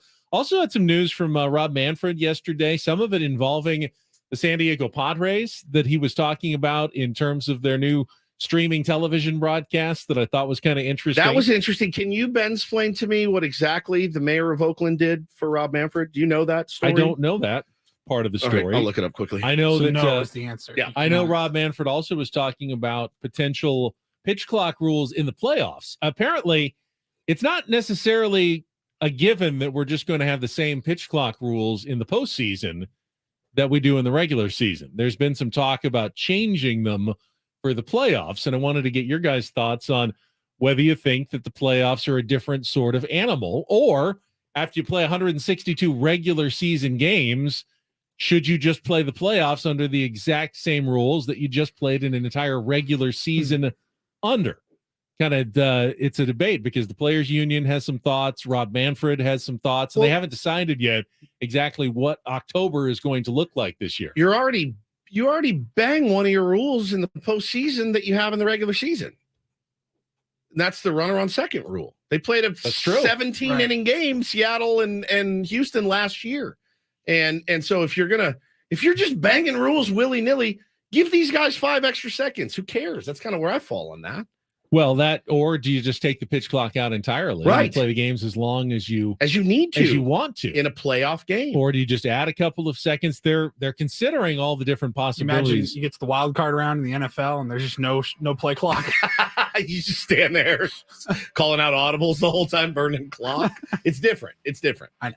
It is. All right, we'll get to some of those stories in the second It's half of unique Better in that Woods. sense, though, where no other sport changes. I the know, rules. but they're already doing it. They already do it. So I don't understand why you wouldn't do this. All right, we will get to all that coming up. Second half of Better Woods, a Reindl Report as well. All ahead on San Diego's #1 sports station, 97.3 The Fan.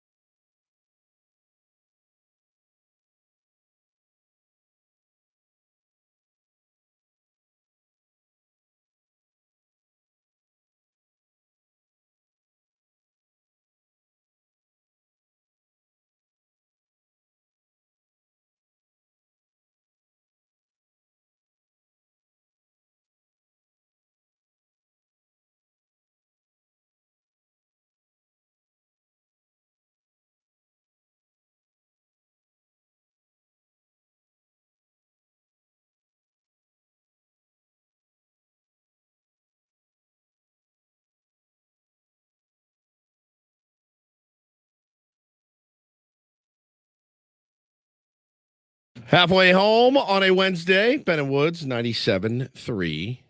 The Fan. I'm Woodsy. To my right is Paul Reindl. He's got his shades on. It's supposed to be summer break in here. You're on summer break, but we're working.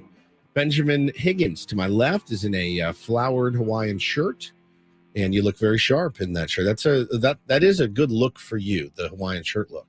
Better than you think it is for yourself, because you didn't love your look yesterday. I didn't hate it. I liked the Padres Hawaiian. It's the only Hawaiian shirt I have is the Padres one, and I liked it. I thought it looks okay on me. But I usually try to wait until actual trips to Hawaii to break these out. But do they like you wearing those there, or do they feel like? No, I think it's appropriate. They all wear them there. Like they know him pretty well by now. They know him. They just call him shirts there. Yeah, it's a shirt. It's not Hawaiian. It's a shirt. I got a new shirt. I don't know. I've only been once, and I didn't recall a lot of people walking around in them, but it's been a long time since I went. And so you're saying, and I'm not talking about a restaurant, right? Like you go into a restaurant and they have Hawaiian shirts on. When you go into, if you're just walking down the street, do you see a lot of people that you recognize? Oh, he's Hawaiian, and he's also wearing a Hawaiian shirt, or is that a tourist thing? I don't know. I think it's an actual. That's a part of the common. Something that they wear. Not my shirt. Yeah, it's not my shirt. Like if you go to Texas, everyone's wearing a cowboy. Would you hat. wear boots and a cowboy hat? You would. Doesn't everybody? I mean, no. You just want to fit in. I lived there I know. a long time. I never owned a cowboy hat. There are more Hawaiian shirts in Hawaii than boots and cowboy hats in Texas. Right, but I don't know about that.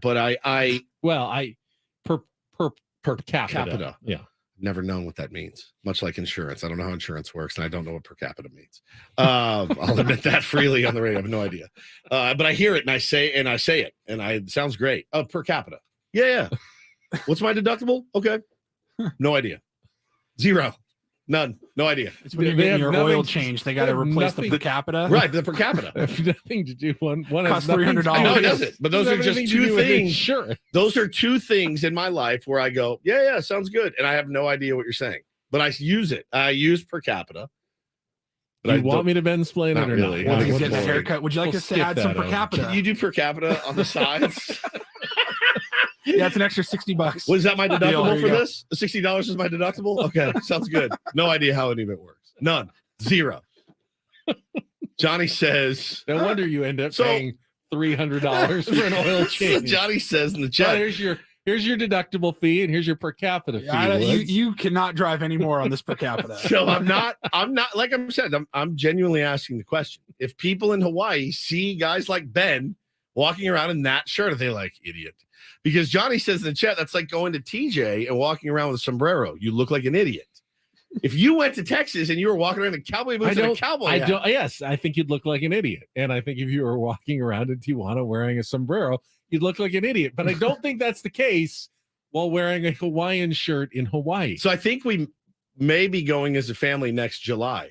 Can I just bring T-shirts, regular old shirts? Yes. T-shirts are also very common, but it's pretty much like no one dresses up in Hawaii. Right. No one's wearing no one dresses up here. And a tie. Like if you go to work, a lot of people work in the hospitality industry. You said restaurants, hotels.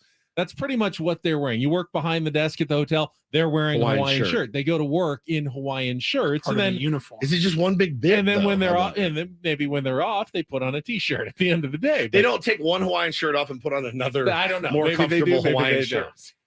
Well, you're the expert. That's why I'm asking you, Lord Hawaii. Well, I have no idea. I don't get to go home with the staff, Woods. You could if you played your cards right, potentially. It worked in Forgetting Sarah Marshall, another movie Ben has not seen. That is so good.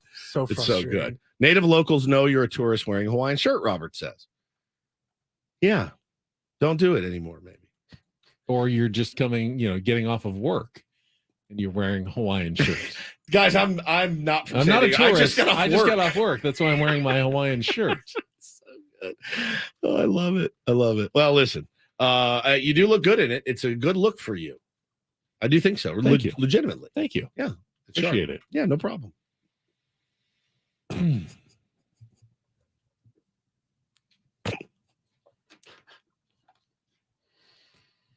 We're divided on this in the chat. I don't know. Pivot. You want me to do this? Yeah, you teased something. Paulie, what did you tease? I didn't tease anything. You did. I teased a lot of things. Oakland and Rob Manfred. Right. Well, first of all, the pitch I just clock, gave you 6 minutes. What do you want? That's fine. The pitch clock rules may or may not be changing for the postseason. Rob Manfred said yes. Sports. Baseball. Paulie knows that, we started this segment and I go, which direction do you want me to go? And he goes, don't worry about it. I got it. I just gave you 6 minutes. This is the restart. So I thought, all right, I'll let Woodsy You did ask me handle to it. pull some audio. And then you look. I did. I yeah, forgot. and then you look at us like, what's going on here? Like, forgot. We got off on a tangent. It's fine. We've been having some look backs this week. We did.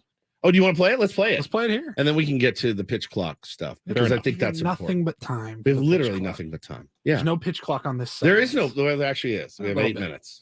Pitch clock on that. So we've been taking a look back at the first half. Like, we got plenty of time tomorrow. The rest of the day, we can give out your Padres first half grades if you really want. Can't do it. Ben's report card. Oh, D says Ben. We're done. Defense, I'm going to give an A to. We're doing this. Now you've led me down the report card path. We're good. But we've been taking a look at just our show moments for the first half. Yeah, of our all-stars, 2023. if you will. Yeah, we played the clip of Woods hungover as hell on the day after opening day. So mad. Season's lost. Ripping Blake Snell for having single-digit strikeouts or whatever it was. This one we go back to January 31st. Okay. Wow, before the season. We were talking, it looks like there might have been a Reindl Report story. We're talking about tattoos at some point that led to, Ben, would you get a tattoo? Yeah, I've been begging What him would you get, to get a etc. tattoo. And it delivered this gem. Ben, if you could get anything tattooed. Now, this was an Ask Us Anything segment. Really don't like the terrible idea idea. of tattoos on my own body. I love my wife's tattoos. I love watching them, but watching them, looking at them. Watching them? That's, You like seeing them. What would you get? If I had to get something, never really thought about that. Maybe something golf related somewhere, like a golf tee, like a tee. Yes, a little tee. Where would you put it? A lower back, right here. A tramp stamp. A tee Of a golf pointing tee. right down to his butthole. A golf tee. I'll give you I'll give you $1,000. I'll have $1,000 on it if you get a golf tee tramp stamp. I will do anything. We will pay for the tattoo and give you $1,000. He's a tramp stamp with a T on his Pointing down. back. Point right down. Time to tee it up. I got first licks. Here we We're gonna go. put 19th hole. Your Honor, above it. It's incredible. Oh my God. A T of all things. What about like a one on your forearm? That's kind of hard ass. Like I don't want to be. You don't want to be hard ass? No, not really. That's not my style. But you did say if you were going to get one, it would be Golf related. golf related. Like a Callaway logo?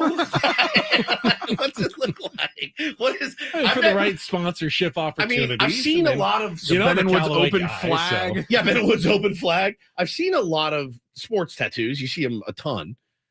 It's usually logos of somebody's favorite team or something. Yeah, like that. I can honestly say though. The Ryder Cup.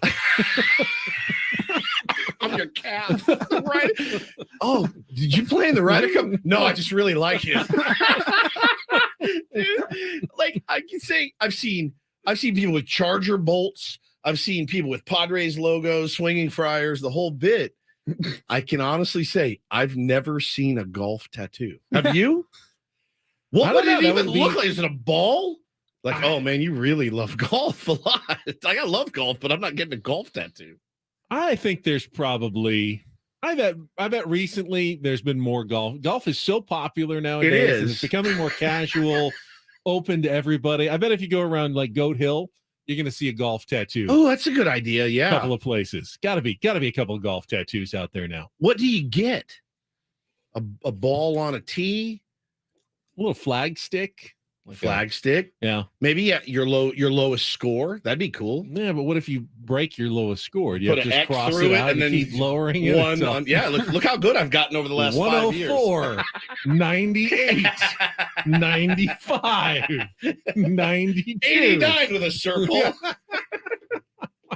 I would have my 77 emblazoned onto my arm in a heartbeat. I've never gotten close since. Now, you don't feel like you're like on the verge of bettering that right now. I know. Me? Yeah. Oh no, I'll probably never get better than my 77. But I will always have my 7. I'll always have it. No one will ever take it away from me. But holy cow, that made me laugh, Paulie. A golf tee on his lower back. I would want it somewhere where I couldn't see it. Right.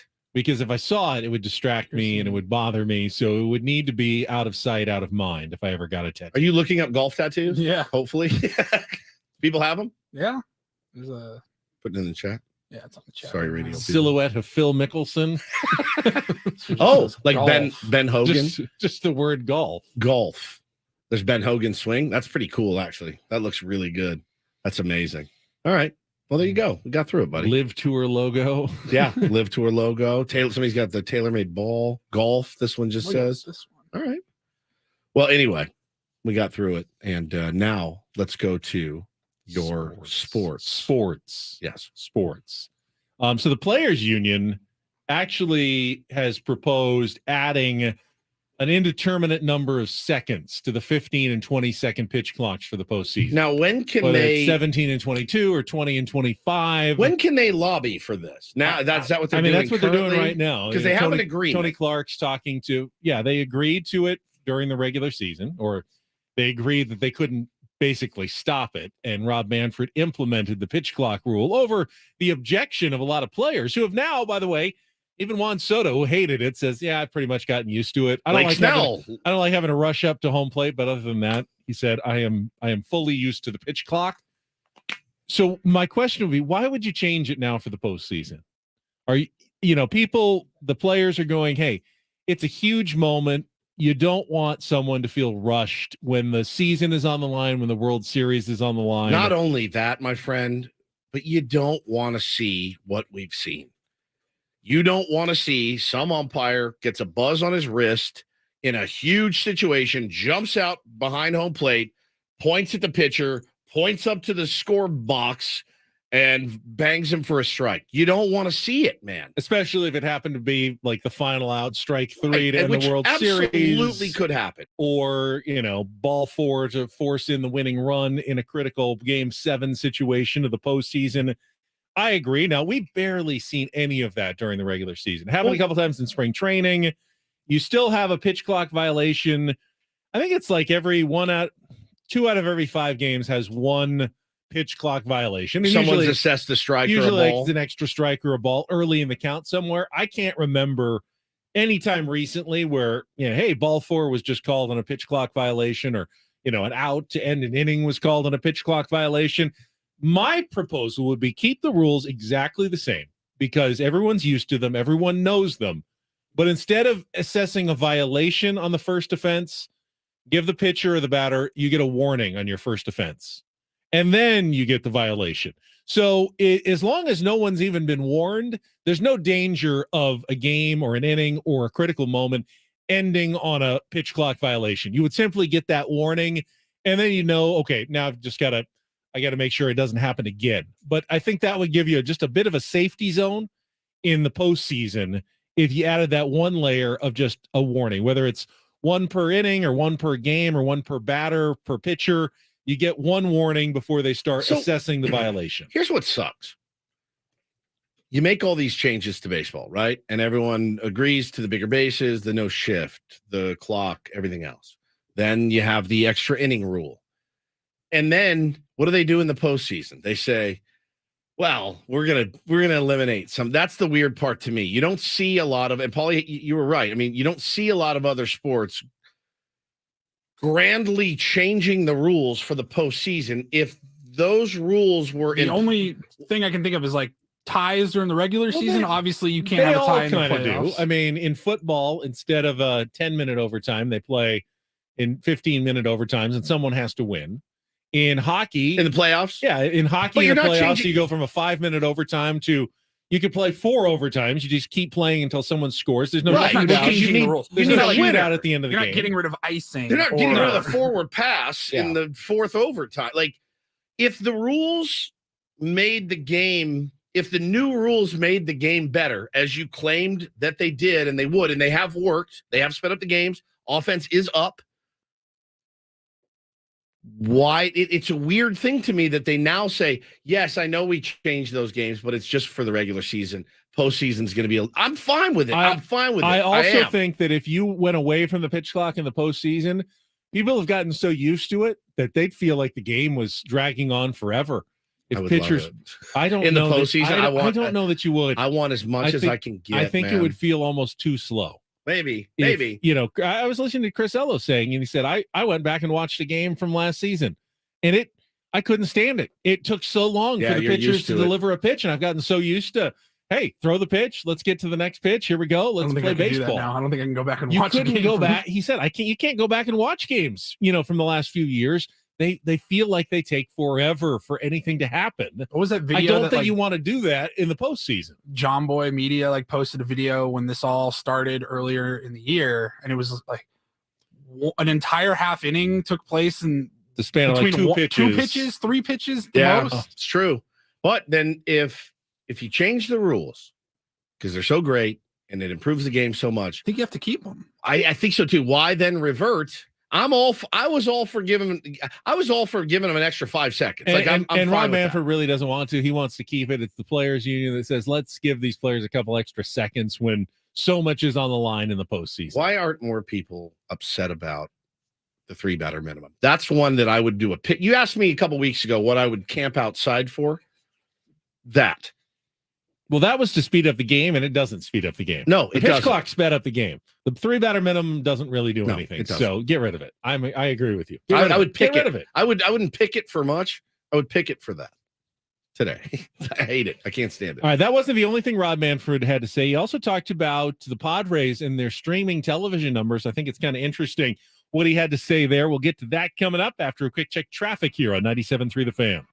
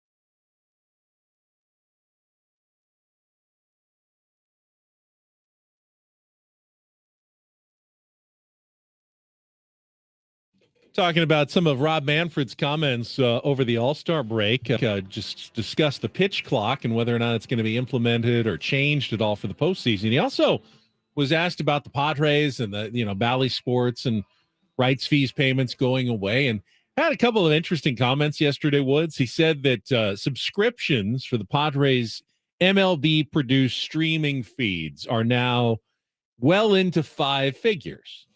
So that means over 10,000 San Diegans have subscribed to the $19.99 per month to be able to stream Padres games in their home market. Okay. Whether you want to watch them on your phone or on your computer or stream them to your television at home, that's over 10,000 subscribers, which sounds not bad. I mean, 10,000 people that are all paying $20 a month. However, even if it's 10,000 and they all paid $20 a month over the last 4 months of the season, which is, what they had left. So that'd be $80 for 10. That's $800,000. That's essentially the salary of one minimum. All right, Brandon Dixon's player paid for over the course of the season. Good to go. Problem solved. So it's not exactly Shohei Ohtani. Come on down. It wouldn't exactly be a windfall for the San Diego Padres in terms of streaming television profits that they're making on their new in-house produced telecasts. Now, that does not include you or me. I get games through my Spectrum cable now. You've got Cox, and you don't. Those numbers would not be included in the streaming only. These are people who don't have DirecTV or cable who are getting the Padres simply by cutting the cord and paying the Padres in a Major League Baseball directly for that product. I don't know if well into 5 figures. Now that could mean 92,000 as well. That's well into 5 figures. 11,000 could also be considered well into 5 figures. I'm leaning towards more like 11,000. Me too. Otherwise, I would say we're damn near 6 figures. Yeah, the way he said it makes you think, well, they're probably just a little over 10,000 somewhere. Sounds like he's polishing a turd a little bit. I mean, how many can you really expect, though, in a market the size of San Diego? You got 40,000 people every night at the games.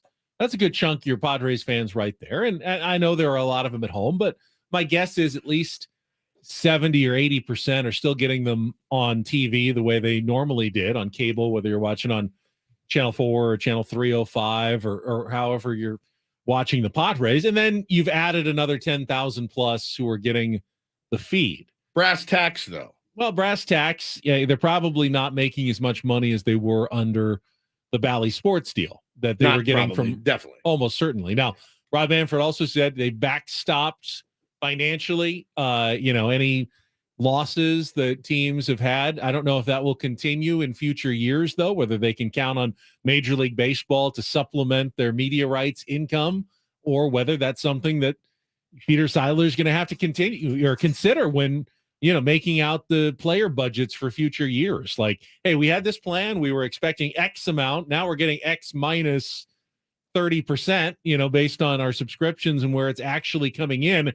Do we have to reevaluate how much we can afford in player salary in the future? What is Bally's or Diamond Sports Group? What are they on the hook for still? Nothing.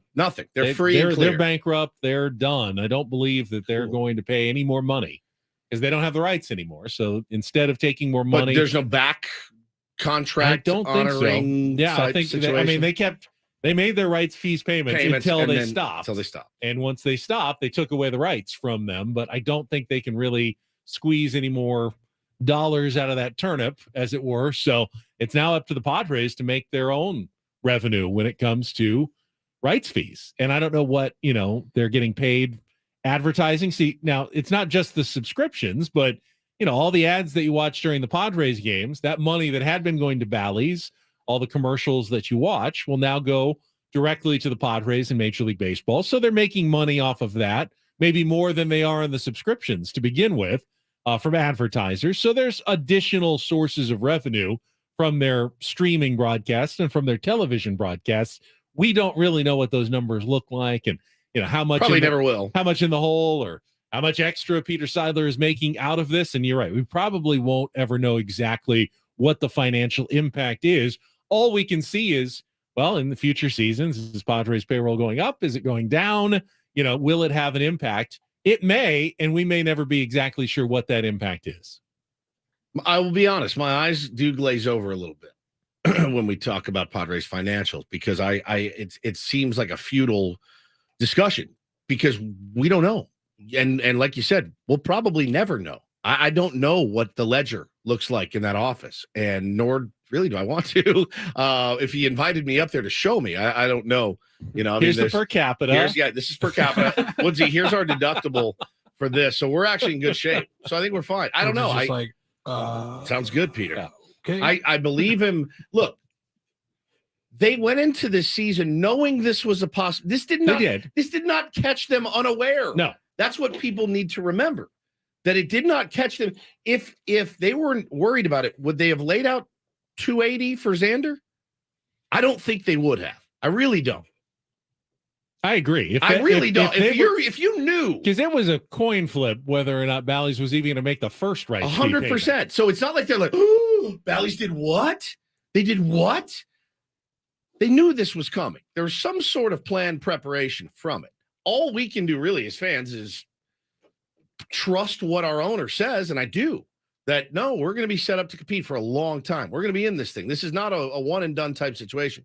I mean, when you say that on these airwaves and TV and everywhere else that he said it, you put yourself on the hook for that. So I trust him. I trust him until he's given me a reason to prove otherwise. But again, you can't belabor that point enough. They knew this was a possibility and planned for it. That gives me great comfort. And no one has come. We haven't heard Eric Gruppener or Peter Seidler say, hey, I don't know that we can do that anymore because of this. They have not made any excuses whatsoever. They filled the park.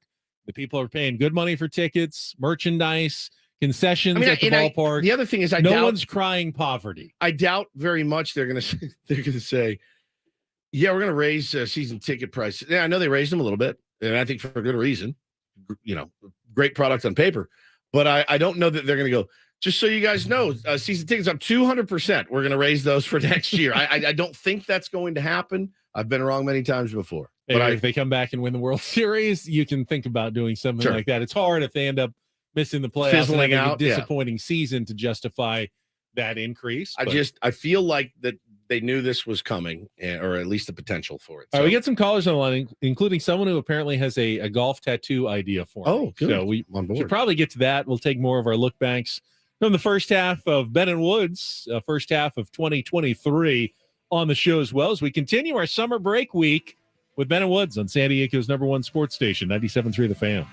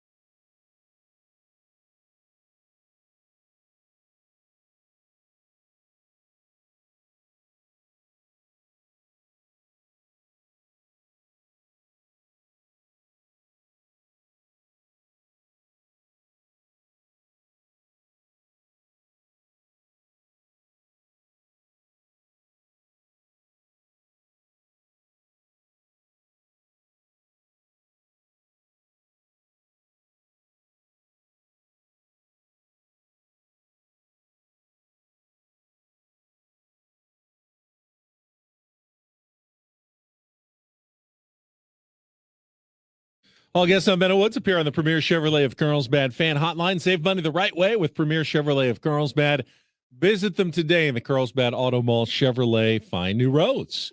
Continuing our look back at the first half of the year here on Ben and Woods, Padres season. Some of our favorite moments, and we just heard the one a couple of minutes ago when Woods and Paul trying to goad me into getting a tattoo, possibly a golf-related tattoo, but we could never come up with a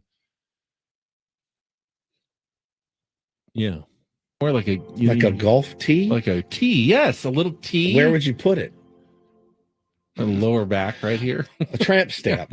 Maybe a that's tee pointing right down to his butthole. Thanks a lot, Woods, for that image. Appreciate that. You gave us the image. Yeah. You could have said calf or shoulder blade. I don't want to be able to see it though. Shoulder blade, maybe. Christy is on the line. She says she has an idea for a Ben golf tattoo. Hello, Christy. Well, hello, Ben. Yeah, I have to stop you from getting a T as a tramp stamp. Thank you. So I think you should take one of your favorite greens or a green that you haven't been on and get a tattoo of the green, like maybe Augusta with the flowers in the background, and then have your ball just teetering on the hole. Like about to drop into the cup. So this is sinking a putt. This is like an entire landscape. This is a back possibly. piece, my friend. This like is a full, is an entire. Yeah, this is going to take up like the entire real estate. I will take out a on my loan back. from a bank, like the today. 12th hole at Augusta over Rays Creek, and then with the beautiful flowers in the background and the pine trees, and then my ball is on the green, just teetering over the edge of the cup, about to fall in for a hole in one. What an amazing moment! What would be the cup? In this I have a lot hypothetical of, I have a lot of moles. Tattoos. Make one of your moles the ball. Teeter.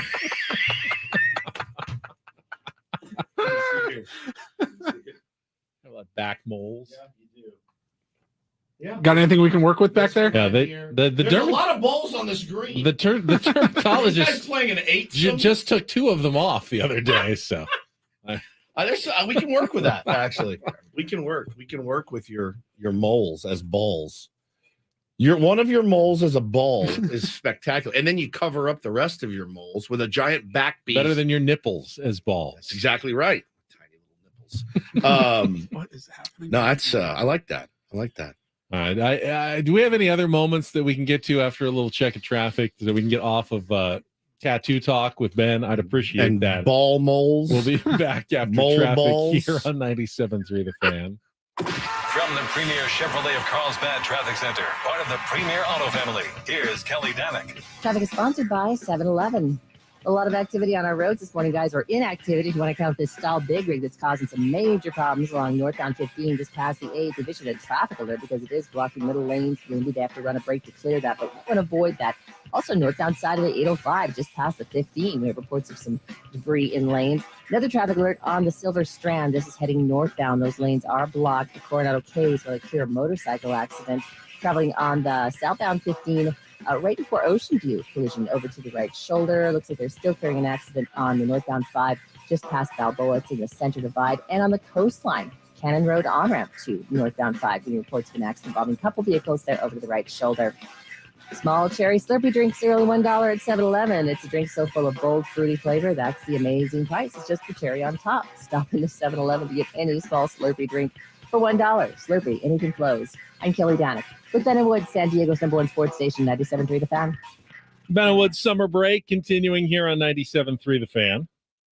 It is. Yeah. It has. Can we get off of tattoo talk now? We can get on to you not paying attention talk, is always fun. Is there any clips that we have that don't cast me in a negative light? Would be nice. Let me look at the sound sheet here not really. real quick. No. Fister, we did that one already. Tramp stamp. We already played that one. Things Ben likes. We've played that a bunch. No, let's do trade deadline's coming up soon here in a couple weeks. And everyone, you got to remember, around the trade deadline, I see when I log into Ben and Woods Twitter, I see Seymour Butts is tweeting about all these rumors that he's heard. We hear from Jeff Passan every year. We hear from Ken Rogenthal, and you got to be careful. Carlos Baerga, double check this time of year. Remember, Carlos Baerga was he had a little bit of a moment, and I still see him. I follow him on Instagram, and he does a live video every day. He must do a show on Instagram, and he's pretty dialed in. with the community there, and he knows a lot of these ball players. He played in the big leagues for a long time, but we were talking about something. I think it was towards the beginning of the year, was it not? Yeah, it was. There we go. Carlos Baerga has been get scoops. I saw him like this morning. Like, he's been scooping fools left and right. And on his Instagram yesterday, he tweeted this: a very good rumor let us know that Carlos Correa and the Mets are agreeing to some terms, contract revisions pending MLB approval. Unsure of new terms, wouldn't expect official news until tomorrow afternoon, meaning today, but Mets fans can start breathing again. I like that the name of his Twitter page or his site or his podcast is Me Gustan Los Deportes.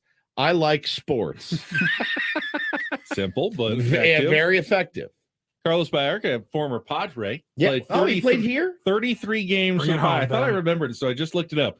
33 games for the Padres in the 1999 season before, and that was it. He was in the minors for a little bit, 39 games, and then he was bought by the Cleveland Indians at the time in August of that year. He was a good player. He was a good player in his day, and now he's been right on a few things this offseason as well. So I'm like, oh God, here I go. I gotta go find and put on notifications for Carlos Baerga now. I mean, he's trying to get into the scoops business. Not an easy business to get into. Does he know where Carlos Correa is going to end up?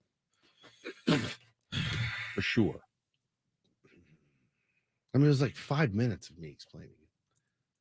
I'm sorry, I wasn't listening again. I know. It's a matter of time. It was just a matter of time. Did you say that while I was looking up whether he played for the Padres? Because I thought he did. Yep. I told my wife yesterday. My wife is my beloved Hannah is not, and she would admit this. She's not a good multitasker. She cannot sign her name and answer a question. No one's worse than me, though. And I told her, I go, you do realize my entire life, the people I'm around the most, neither of them pay attention to me ever. Neither. When I try to talk to them, they're looking somewhere. I go, I'm surrounded by. Those are the kind of people I attract, I think. The people that just look through me and go, sorry, I was doing something else. My mind was elsewhere. I said, this is my penance. I got Ben, he had work, and I got Hannah at home. I was just wishing happy birthday to our friend Steve Sugimoto. Happy birthday, Steve. Happy birthday, 24 years old. Hey, I wonder when Steve Sugimoto's birthday is. So if I see how annoying that is? If I missed what you were saying, it's because I wasn't paying attention to you for a second. I know, it's very insulting. Very. Both of you. My wife. Did you guys see? It's Steve Sugimoto's birthday.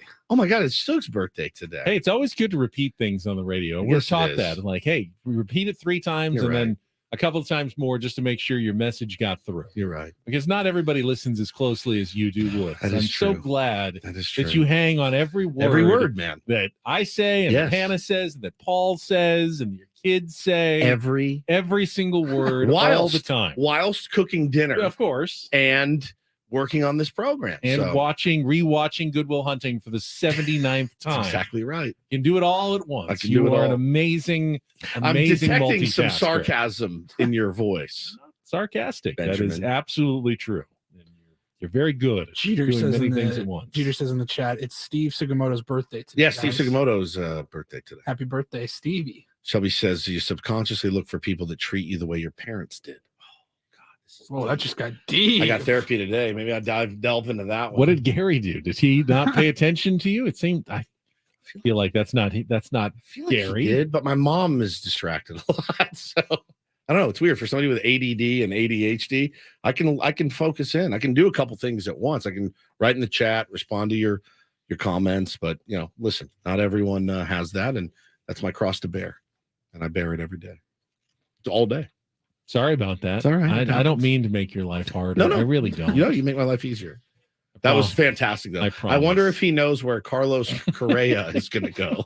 I did like a 5-minute preamble on it. I read the tweets. I read his Instagram.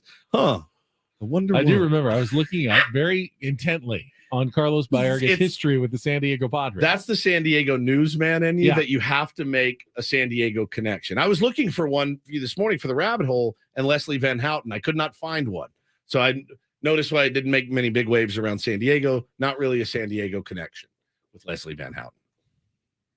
Apparently, maybe they went to school in the San Diego area, not in the Los Angeles area. Though. Who did? Leslie Van Houten. Oh, really? Yeah. That's what my mom said. I thought your mom was from L.A. She was, but her friend was from friend. San Diego, so it may have been a San Diego connection as well. Interesting. You know we love to throw them in there. Yeah. Oh, absolutely. Absolutely. No question about it. No question about it. Padres draft continued yesterday, Benjamin. They finished yesterday. They finished, yeah. We had not gotten into the draft yet. Speaking of Steve Sugimoto, again, one of the better tweets we've seen in the last couple of weeks for sure, when he was talking about all the recent Padres draft picks of Hudson Head and now Dylan Head and Homer Bush, Cole Wilcox, James Wood. There seemed to be a very immature theme going on. Like they make a pick and then they all They giggle and snicker. Because I would, and I did. And there was a couple more that they had. Dane Lay was drafted out of Oregon City High School. They loaded up on pitchers, by the way. He's a good lay, that's for sure. He's one of the better lays. I mean, I knew his dad. His dad wasn't that great. He's one of the better lays that you'll find. This one made me laugh. I don't know why. Harry Gustin. What's a Harry Gustin? I don't know. I saw it and I just laughed. I laughed because I'm a 12-year-old. You have to, if you're, I know. I'm if right your there with you. Gustin is out of control, then you just need to Take care of it. take care of it. They also took Blake Dickerson yesterday. It's funnier when you say it. No, they did. They loaded up on pitchers. They did. Well, I mentioned yesterday that they only took 2 pitchers in the first 10 rounds. How are you ever gonna build a pitching base in your minor leagues? Well, they corrected that by I think taking like 8 in a row yesterday. So 11th round was Carson Montgomery, then Blake Dickerson in the 12th, Dane Lay in round 13, Tyler Morgan round 14, Zach Atkinson round 15, Sam Whiting in round 16, another one in round 17, and Eric Yost. Our beloved Harry Gustin is also a pitcher. And then Adler Cecil in the 19th round. And then the last pick was B.Y. Choi, athlete from New Mexico Military Institute. That's probably the weirdest school that I saw drafted out of I've never heard of the New Mexico Military Institute, but I heard Chris Kemp, Padres Vice President of International Scouting, talking about B.Y. Choi, who apparently came to New Mexico from Korea, where he was a giant Ha-Sung Kim fan. That's awesome. And a huge Padres fan, and apparently was like over the moon to be drafted by his favorite team and a chance to be in the same organization as his like personal hero. That's fantastic. Ha-Sung Kim. So I'm already excited about B.Y. Choi as a shortstop. And he's a big guy, 6'3", 203 pounds. So an athletic shortstop out of Korea. And the Padres obviously have had some success with Ha-Sung Kim. Now, realistically, and I saw a couple people tweeting about it yesterday, Benny, I mean, people are going to have to go now, right? If you could only sign, you can only have you can't have an unlimited amount of players in your system, right? And so depending on who you sign, however many names you add, people need to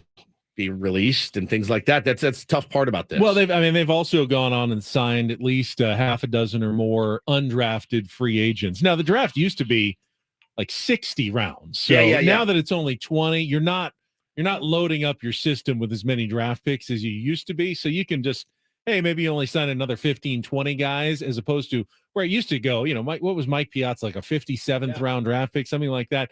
They don't do that anymore. It's done at 20. And then if you want to fill out the rest of your minor leagues, you do so with undrafted free agent guys. And, Padres scouts have been all around the place looking for potential, players that'll get overlooked in the draft that they still think might have some potential to develop in the minor leagues over a few years. So you'll see those over the next couple of days get announced as well. I mean, again, I didn't, because they picked so late in the first round and then didn't have another pick till much later.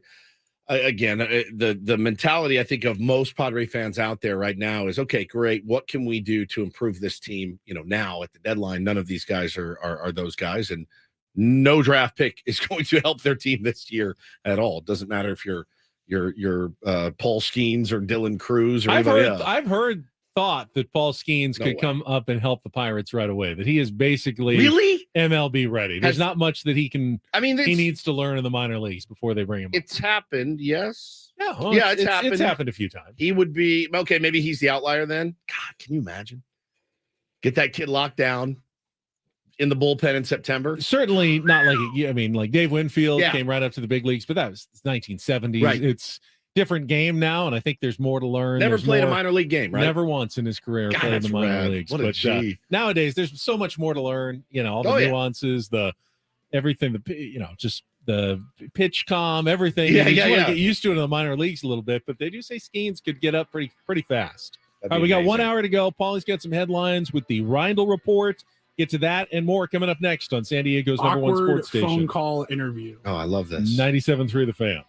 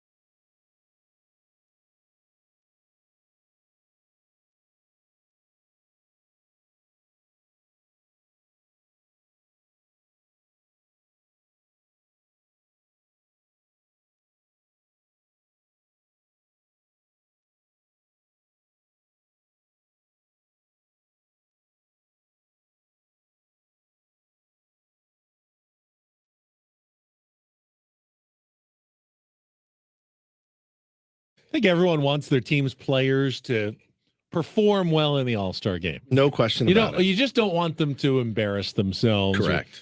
Take a loss or the L or strike out. And no Padre of the two that participated did anything to embarrass themselves last night in the game. Juan Soto went 1 for 3, but he didn't strike out. He grounded out, popped out, and then ripped an absolute laser beam of a single. Missile. We say like the third hardest hit ball of his career. Yeah, hardest of the night at the game, 116 miles an hour. That was absolutely scorched. Just got on top. He had 3-ball count, so he was ready 3-1, I think, and ready to turn on a pitch.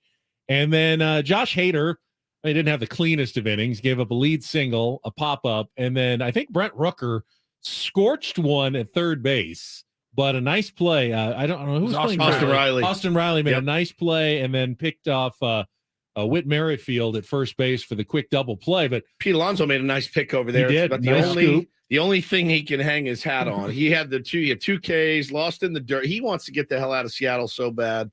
I mean, he had a rough go. But the good news for Josh Hader is that the entire inning and the outing only consumed 5 pitches.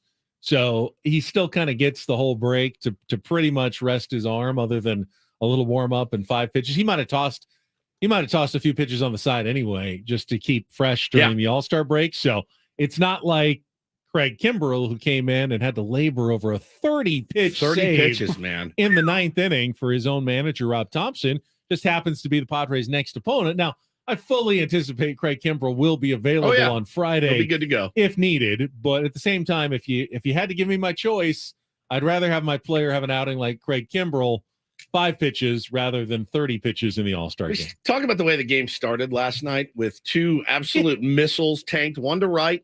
Adolis Garcia makes a spectacular catch in the sun. Not quite home run robbing, but hopping up in the air just short of the wall. Definitely a double. Definitely a double if it on most normal right fielders. Blinded by the sun. Spectacular catch. Then, very next hitter hits a missile to left. Pretty much mirror image. Yes, and Randy Arozarena goes back to the wall, jumps up, makes a brilliant catch, does the arms cross, which is one of my favorite bits in baseball. I think it's phenomenal. And then I thought to myself, wow, both of those guys were Cardinals farmhands together at the same time. They played on 5 different minor league teams together, I believe. And I thought, how do you let those guys go?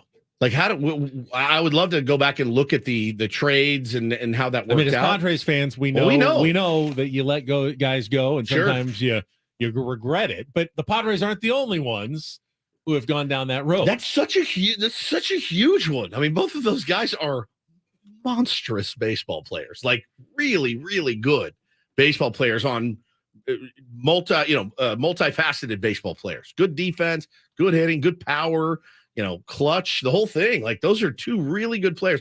You think the St. Louis Cardinals, who are mired in a horrible season, you think they wouldn't like them in the corner outfield this season? I mean, imagine their lineup with a Arozarena and a Adolis Garcia in it. Pretty dirty. I saw rumors Nolan Arenado could be on the block. Could you believe that?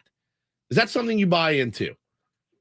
That they would, if they're going to do it, that they're going to do it. Goldie, Arenado, boom. Could you imagine? Like, Steve Cohen's got to be salivating. He would do anything to get Nolan Arenado. Goldschmidt, you say? I could believe it. I guess I could too. I mean, they're an organization that makes hard decisions. They have before. Yeah, I mean, Jackson Merrill, you are a St. Louis. It's not like they have a tiny payroll. They have a decent one always, but at the same time, they're also somewhat budget conscious as well. And if they don't feel like they're true World Series contenders in the next couple of years, it probably makes more sense for them to start rebuilding and reloading. Something they've always been very successful at. They've developed a lot of their own minor leaguers as well over the years that have led to many playoff and championship squads. If they don't think Arenado's part of the next World Series winning team, 8-year deal though. He's a free agent in 28. Goldschmidt, free agent in 25. Wilson Contreras, 29. I'm sure they regret that one. I do wonder if they're going to decide to cash. I mean, the haul back for a Nolan Arenado, you shudder to think what that would be, but I can't imagine. But I did see an article. Somebody said, like, Nolan Arenado bracing himself for the potential That's so he didn't get a no trade clause. I don't know when he did that long extension. I don't know. Interesting. A lot was made of him just signing that quick extension, and a lot of praise was heaped his way. But that would be insane. That would be insane. All right, let's see what else is going on. Time for Paulie and a Reindl Report. And get things started here with our today's edition of the Reindl Report. Now tuned into the greatest.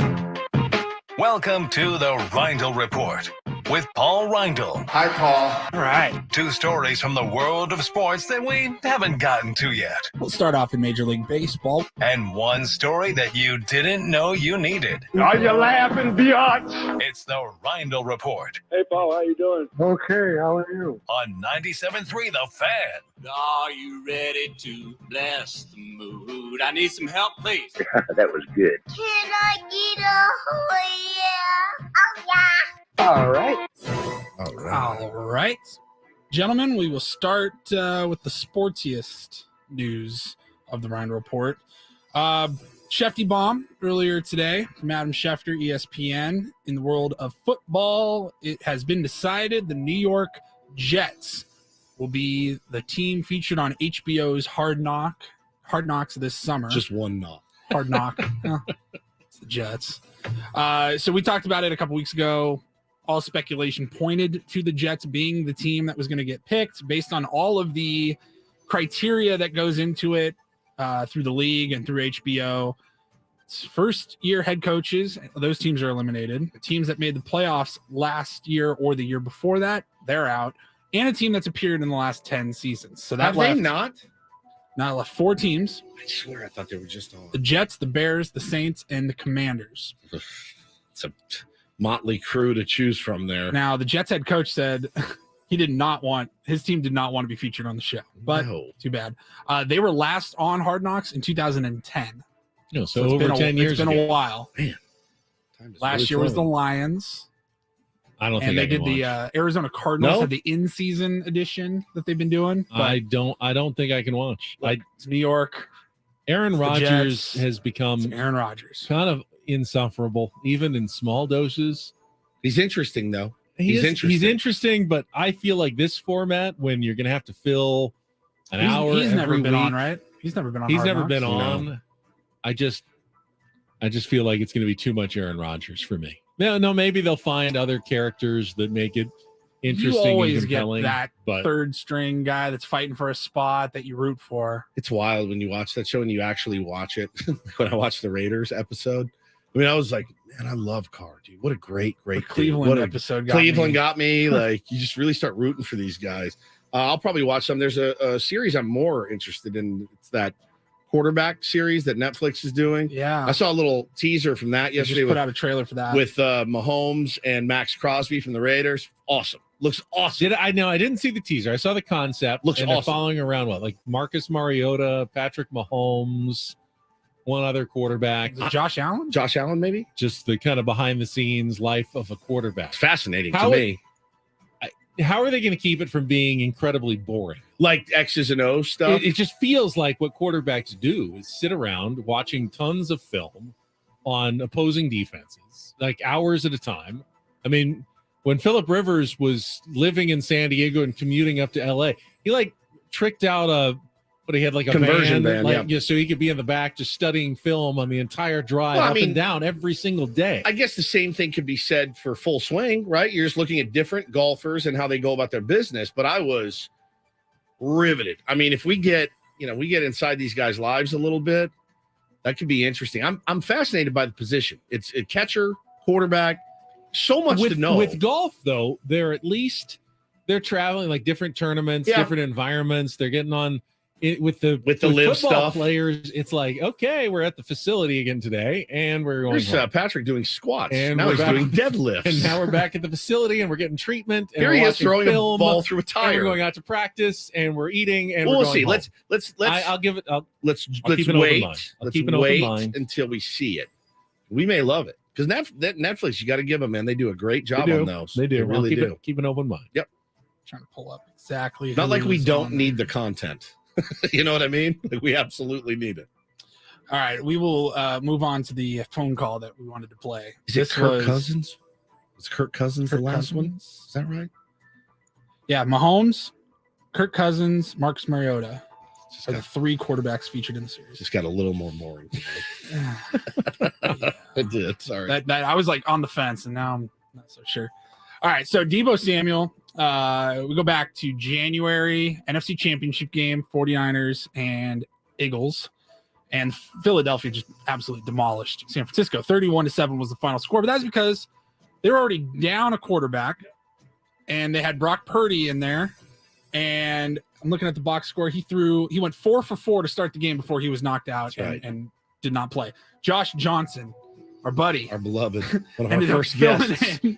But not someone you want to be counting on in an NFC Championship game. Yeah, NFC Championship game coming in. I think he had signed like that week with the 49ers. He had 7 for 13, it's an impossible 74 task. yards, Yeah, no touchdowns, no interceptions. I mean, this game was all Philadelphia. And Deebo Samuel, like even during Super Bowl week, a week and a half later, he was doing interviews. I had a clip of him on First Take with Stephen A.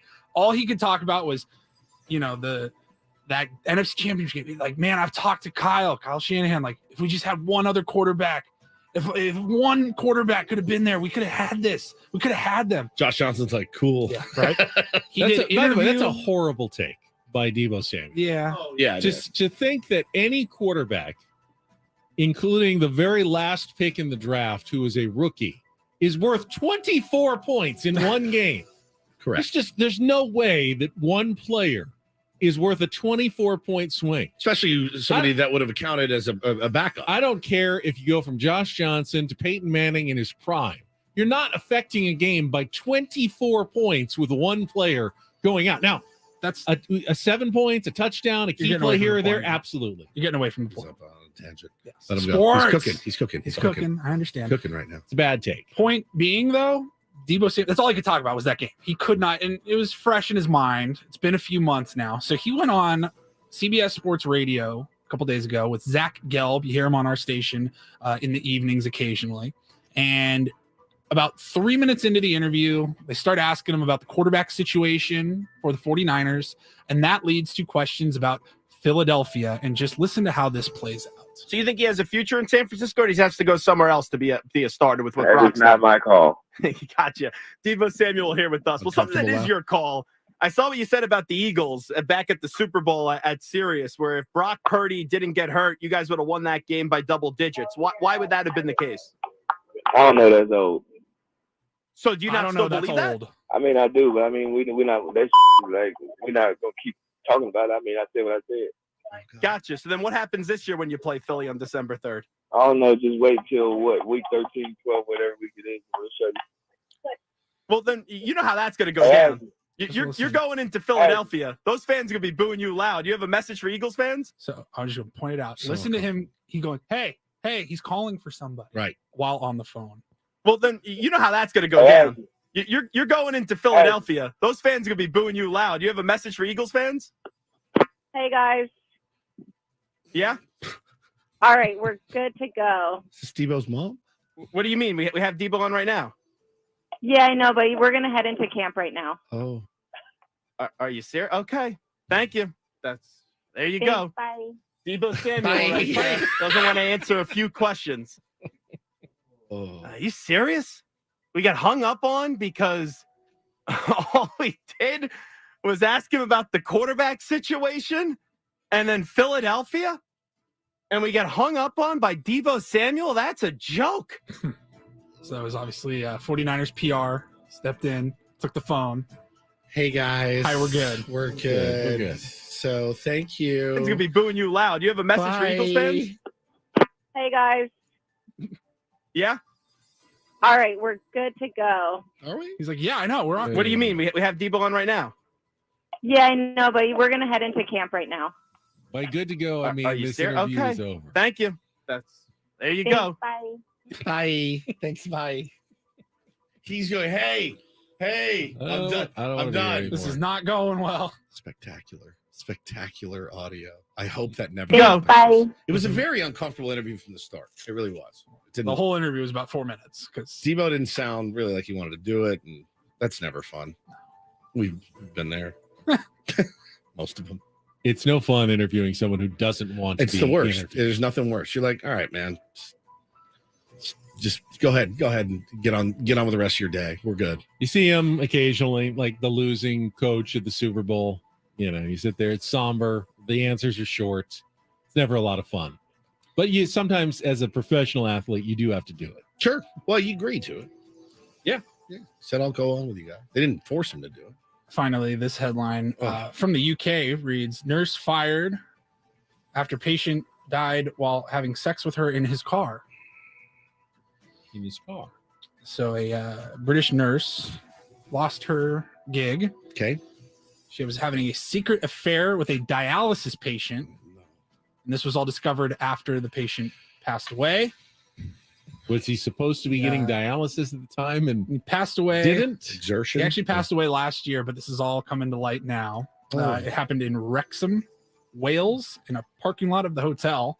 Where Ryan Reynolds' soccer team. The hospital? Huh? Hospital or hotel? Hospital. Sorry, I said hotel. Sorry.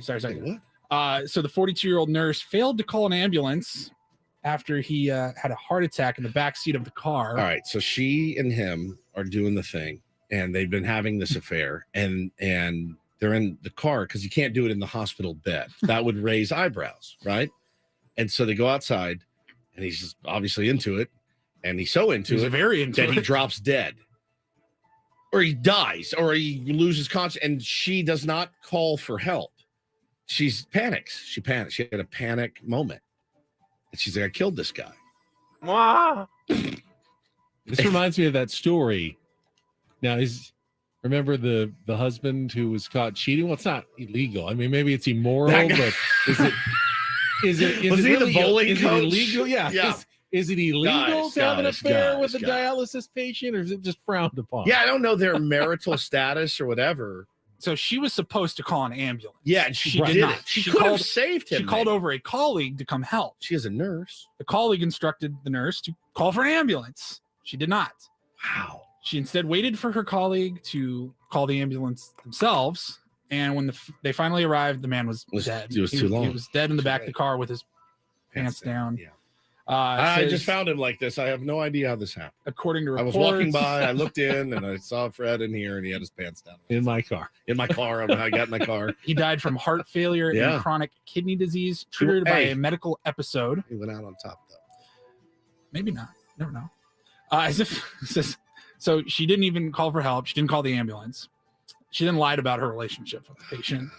She told police Cover-up's that the always worse than patient crime. messaged Always. her on Facebook because he wasn't feeling well. Hey, can you pop in real quick? I've seen movies that sound And that like she this. was sitting in the back of his car just talking with him. Why were his pants off? It was hot.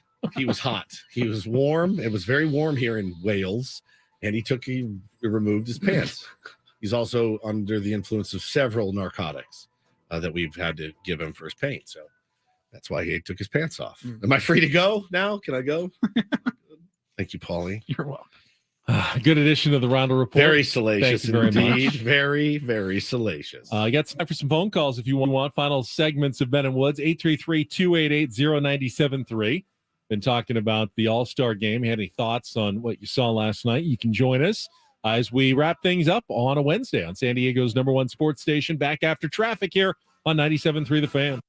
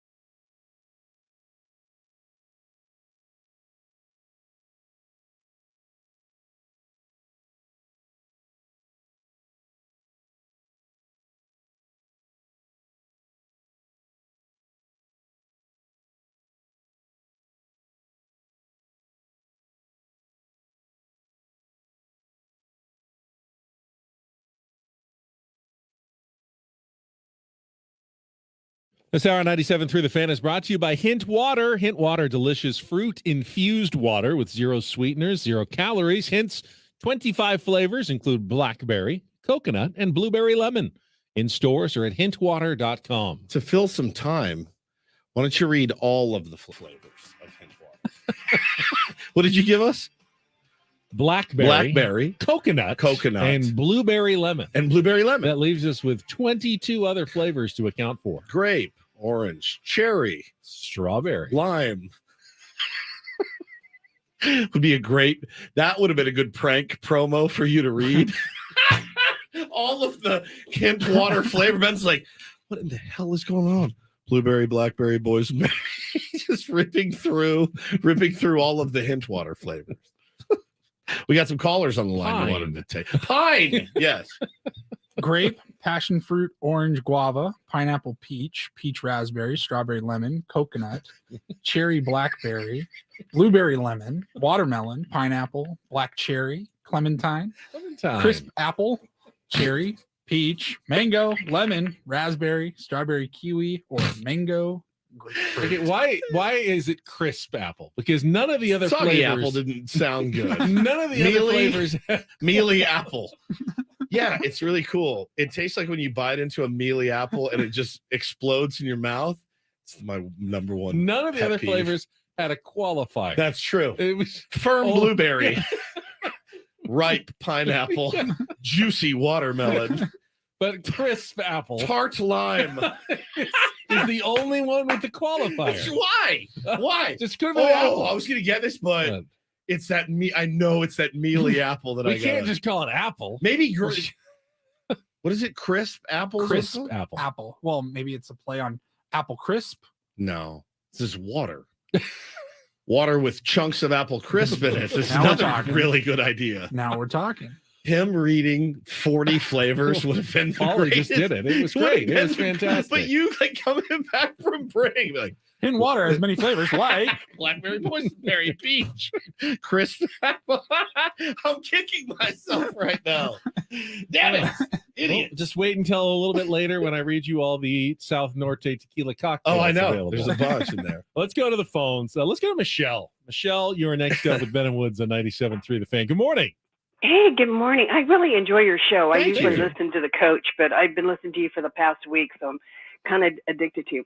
Appreciate But I'm going to give you my summation of the All-Star Game because I did watch it yesterday.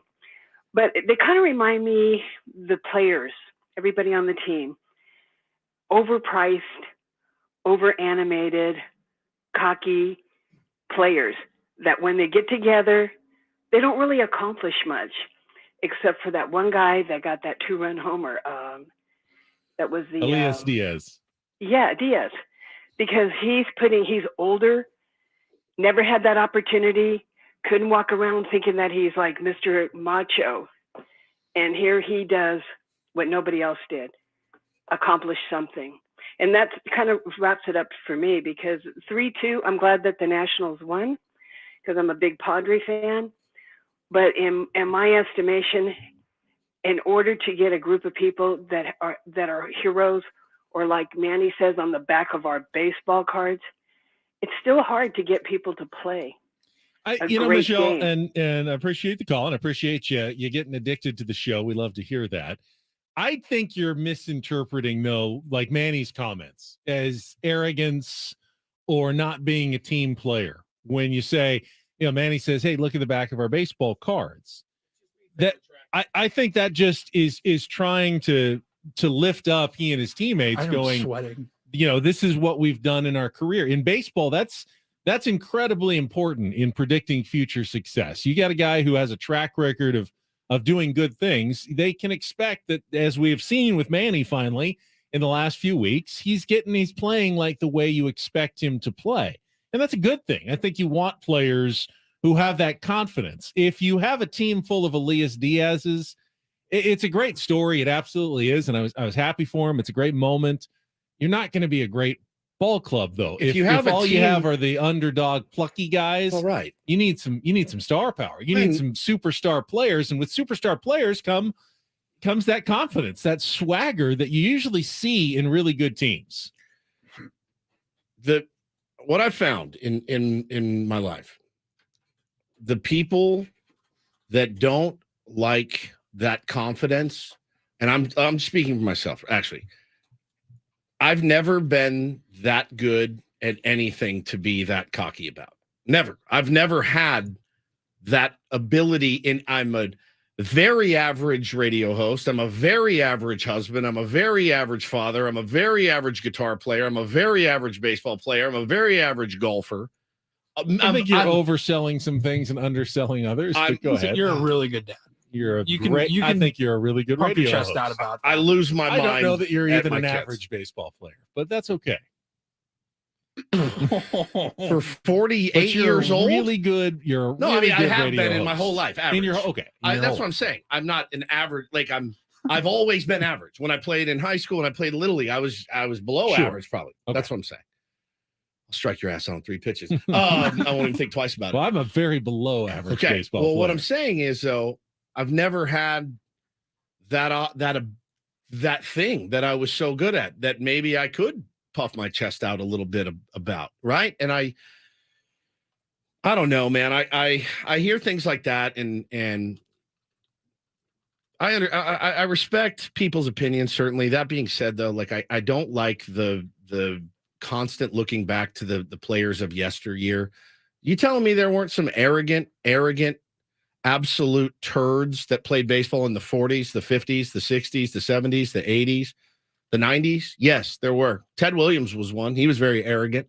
Babe Ruth was a giant sack of S, pretty much. Mickey Mantle. I mean, these guys were not the crew cut poster boys that a lot of people paid them up to be. Pete Rose, arrogant, absolutely. Played hard, sure, absolutely he did. But this whole notion that all these young players, and let's be honest, a lot of people talking about Latin players when they make those assertions, bro, they come from a different country. They come from a different country with a different culture. They have come here to play baseball at the highest level. That different culture is something I'm fascinated by. And they've been doing this since they were little kids. Every team has room for the plucky, put his head down and I wash it down to first base like Brandon Nimmo. I love our team full of guys that have confidence and swag and can wear chains and look cool as hell doing it and look smooth while they do it. All of them care. And I'm watching this talented bevy of players at the All-Star Game last night, and I thought to myself, as I watched it with my 5-year-old, who, by the way, has a chain, loves it. It's harmless. It's lit. It hurts no one. Doesn't hurt one single soul if somebody pimps a home run or if somebody wears a chain around their neck. It doesn't hurt anybody. They're celebrating their culture, their flair, their ability. Things like the normal people like us, as normal as it gets, will never understand. And if you think the Houston Astros won the World Series last year, don't have confident, cocky players. They do, 100%. Absolutely, and they absolutely deserve to be. Juan Soto deserves to be Juan Soto. He has won a World Series. He has proven himself as one of the best hitters in a very difficult sport. When he goes up there, he is a guy who has earned that reputation, as has Manny Machado, as quickly as Fernando Tatis Jr. in his career. And the other thing is, I mean, think about how much they eat, sleep, live, breathe baseball. Sometimes it looks to us that maybe they're not. And look, are there guys that don't give max effort? Sure, there are. You see them in every sport. In basketball, you see a guy dogging it. Golf, you see a guy kind of half-ass his way through it. Football, you see a guy give up on a play. It happens all the time, regardless of who you are or what culture you come from. These guys, from the day they were born, you heard Juan Soto last night saying, "Oh, I've been playing against Vladdy Jr. since I was 15, and he's always been like this." These guys came up together. They all play the game a certain way. It's so beautiful. The Japanese players all play the game a certain way. It's so beautiful. The Korean players play the game a different way. It's so beautiful. And when it all comes together here, bro, there's outliers on every team that are turds. There are outliers on every team that are brilliant superstars. But, man, I watched that game last night, and I looked around, and I went, what a time. What a time to be alive when you're watching these players. So that's my 2 cents. Well said by an above-average radio host. Thank you very much. All right, 833-288-0973. You want to react to that? You probably do. Give us a call. We'll be back. Wrap things up with Ben and Woods on San Diego's #1 sports station, 97.3 The Fan.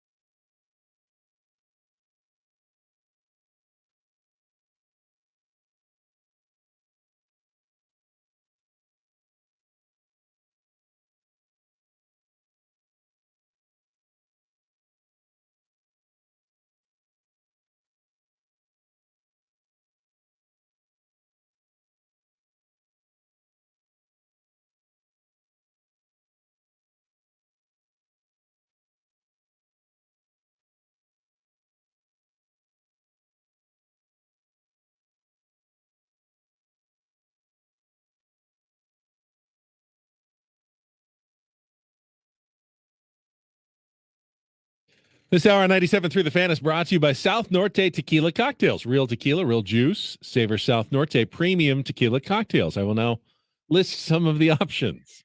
Classic Margarita, Authentic Paloma, Mexican Mule, Matador.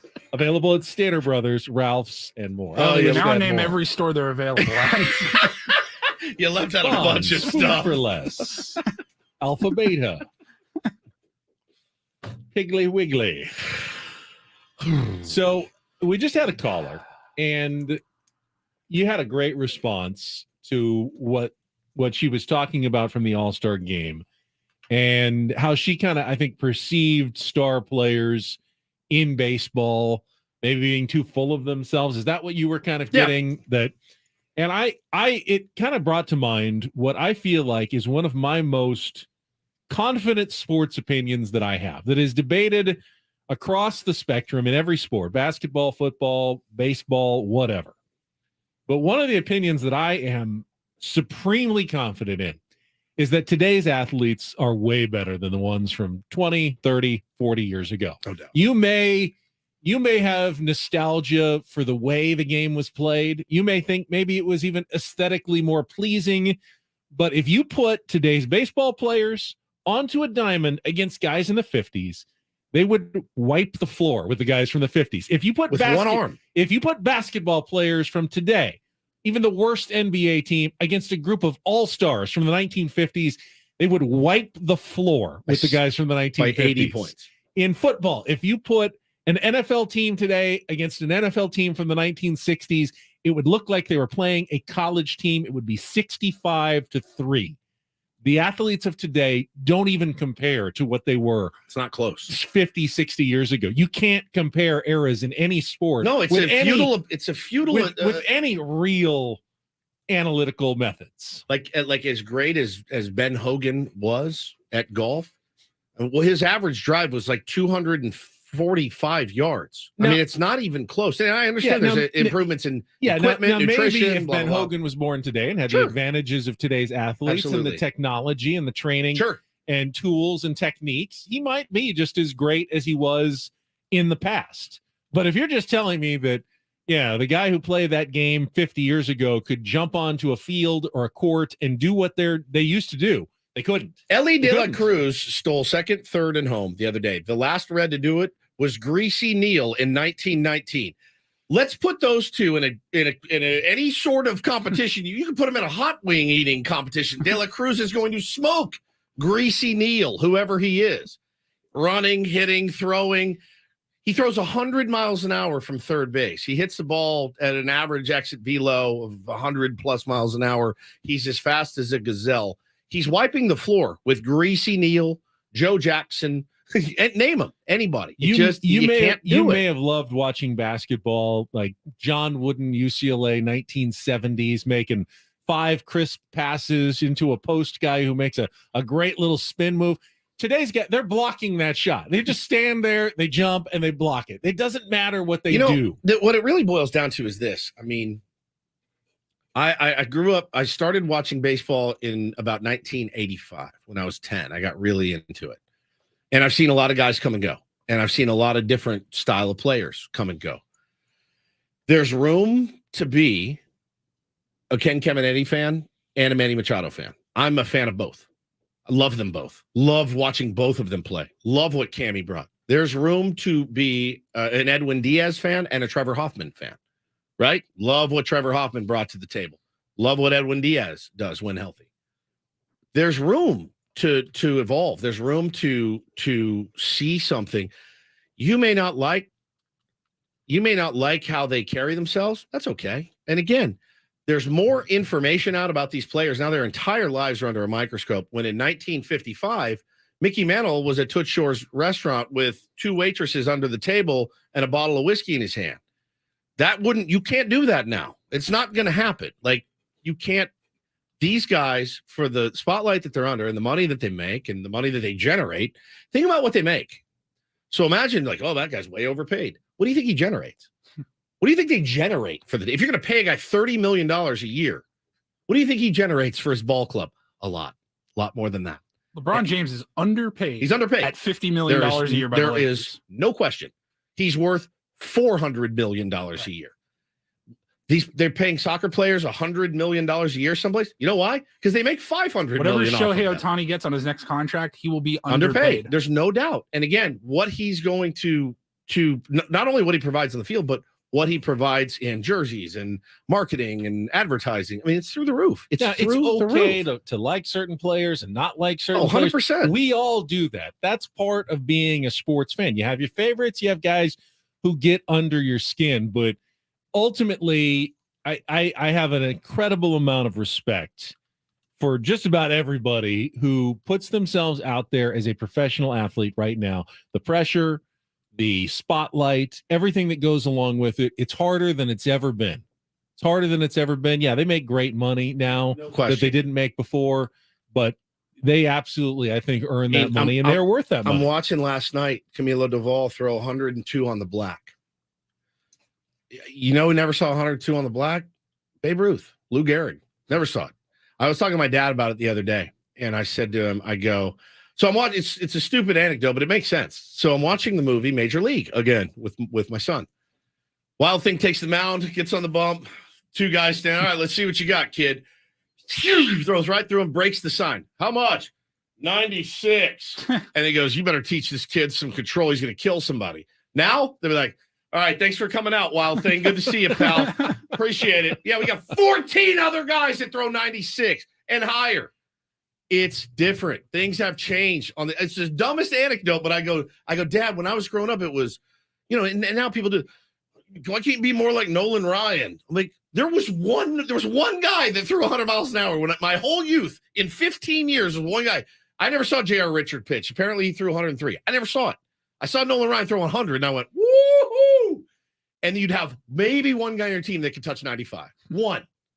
Now, if you don't throw 95, you're like, you're good, bro. Go sell insurance. I grew up with Randy Johnson. 96 mile an hour slider. My God. And now it's just such a dime a dozen. It's harder than it's ever been. They're more talented than they've ever been. Yet they're still throwing from 60 feet, 6 inches. That hasn't changed You'd a think bit. with everything, they'd be back 3 or 4 feet by now. Nope. And it's not just still baseball, in the same spot. Your favorite basketball player from the 70s or whatever would crap their pants if they had to guard Giannis. There's going to be Jokic. And there's going to be outliers in all of this, right? Like there's always going to be an outlier. They're like, no, he could have hung. This guy could have. Tony Gwynn would figure out at some point how to rake Camilo Doval. Why? Because he had the best eyesight that's ever. Wilt probably would have been still. Wilt probably would have been fine, right? Bill Russell would have dominated still. Like there's always going to be outliers, but as a whole, in general, let me pick you 9 guys that are bottom third of every lineup, and I'll put them against the 1927 Yankees, and they will mop the floor of them. Right. I get to pick the 5th guy in the bullpen, 6th guy in the bullpen.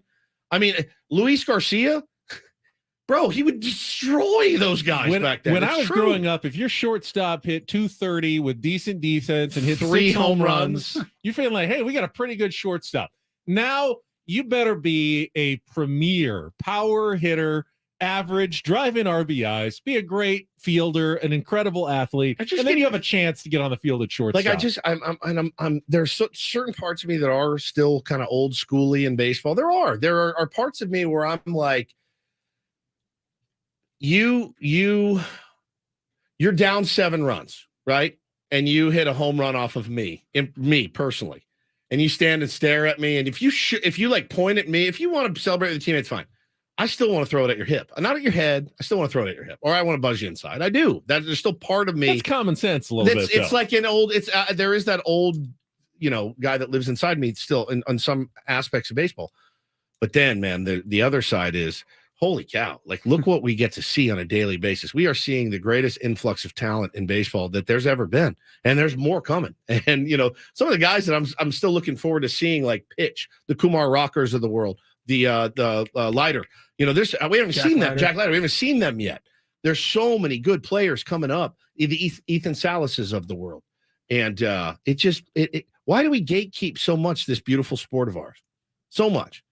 It drives me crazy. And they probably do it in football, and you probably Jerry Rice probably gets together sometimes with, Andre Reed, and they're like, man, these guys are soft. They probably do that. That happens in every single sport. I get it. I promise you, the 53rd guy on the roster for the Cleveland Browns would have been an all-pro, elite, superstar, freak athlete, never been seen before if he was playing in 1965. No question. They would, if you could pick him up and drop him there, they'd be like, what is happening? This guy is so fast. He's so big. We just gatekeep baseball so much. And it's partly the commissioner's fault too, because they keep changing the rules and keep changing the product. And the more you tell somebody there's a problem, what do they start to believe? There's a problem.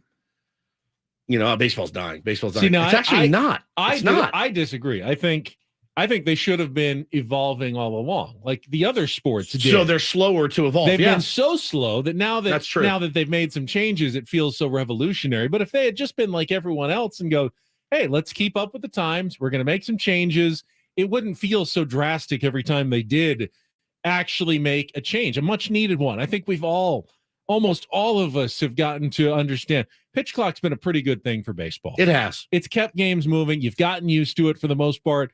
9 out of 10 people I talk to, they wouldn't want to watch baseball any other way. Now, there was a lot of resistance to it. I was a part of that, by the way. But, I think it's been a change for the positive. Baseball has always been the sport that's resisted change the most. Well, we've done it like this season. It's been so much at one time. It's all at once. So yeah, you're right. The constant evolution. The NFL, the NBA, they announce their rule changes every year. It's something they do. They announce 2 new NBA rule changes about flopping, about the replay challenges. It's just what they do. They evolve. Baseball has been so slow to do it. We just gatekeep this sport so much about the way that things used to be done instead of looking at what you're seeing now and appreciating the greatness that you actually see, and I can understand it. I can.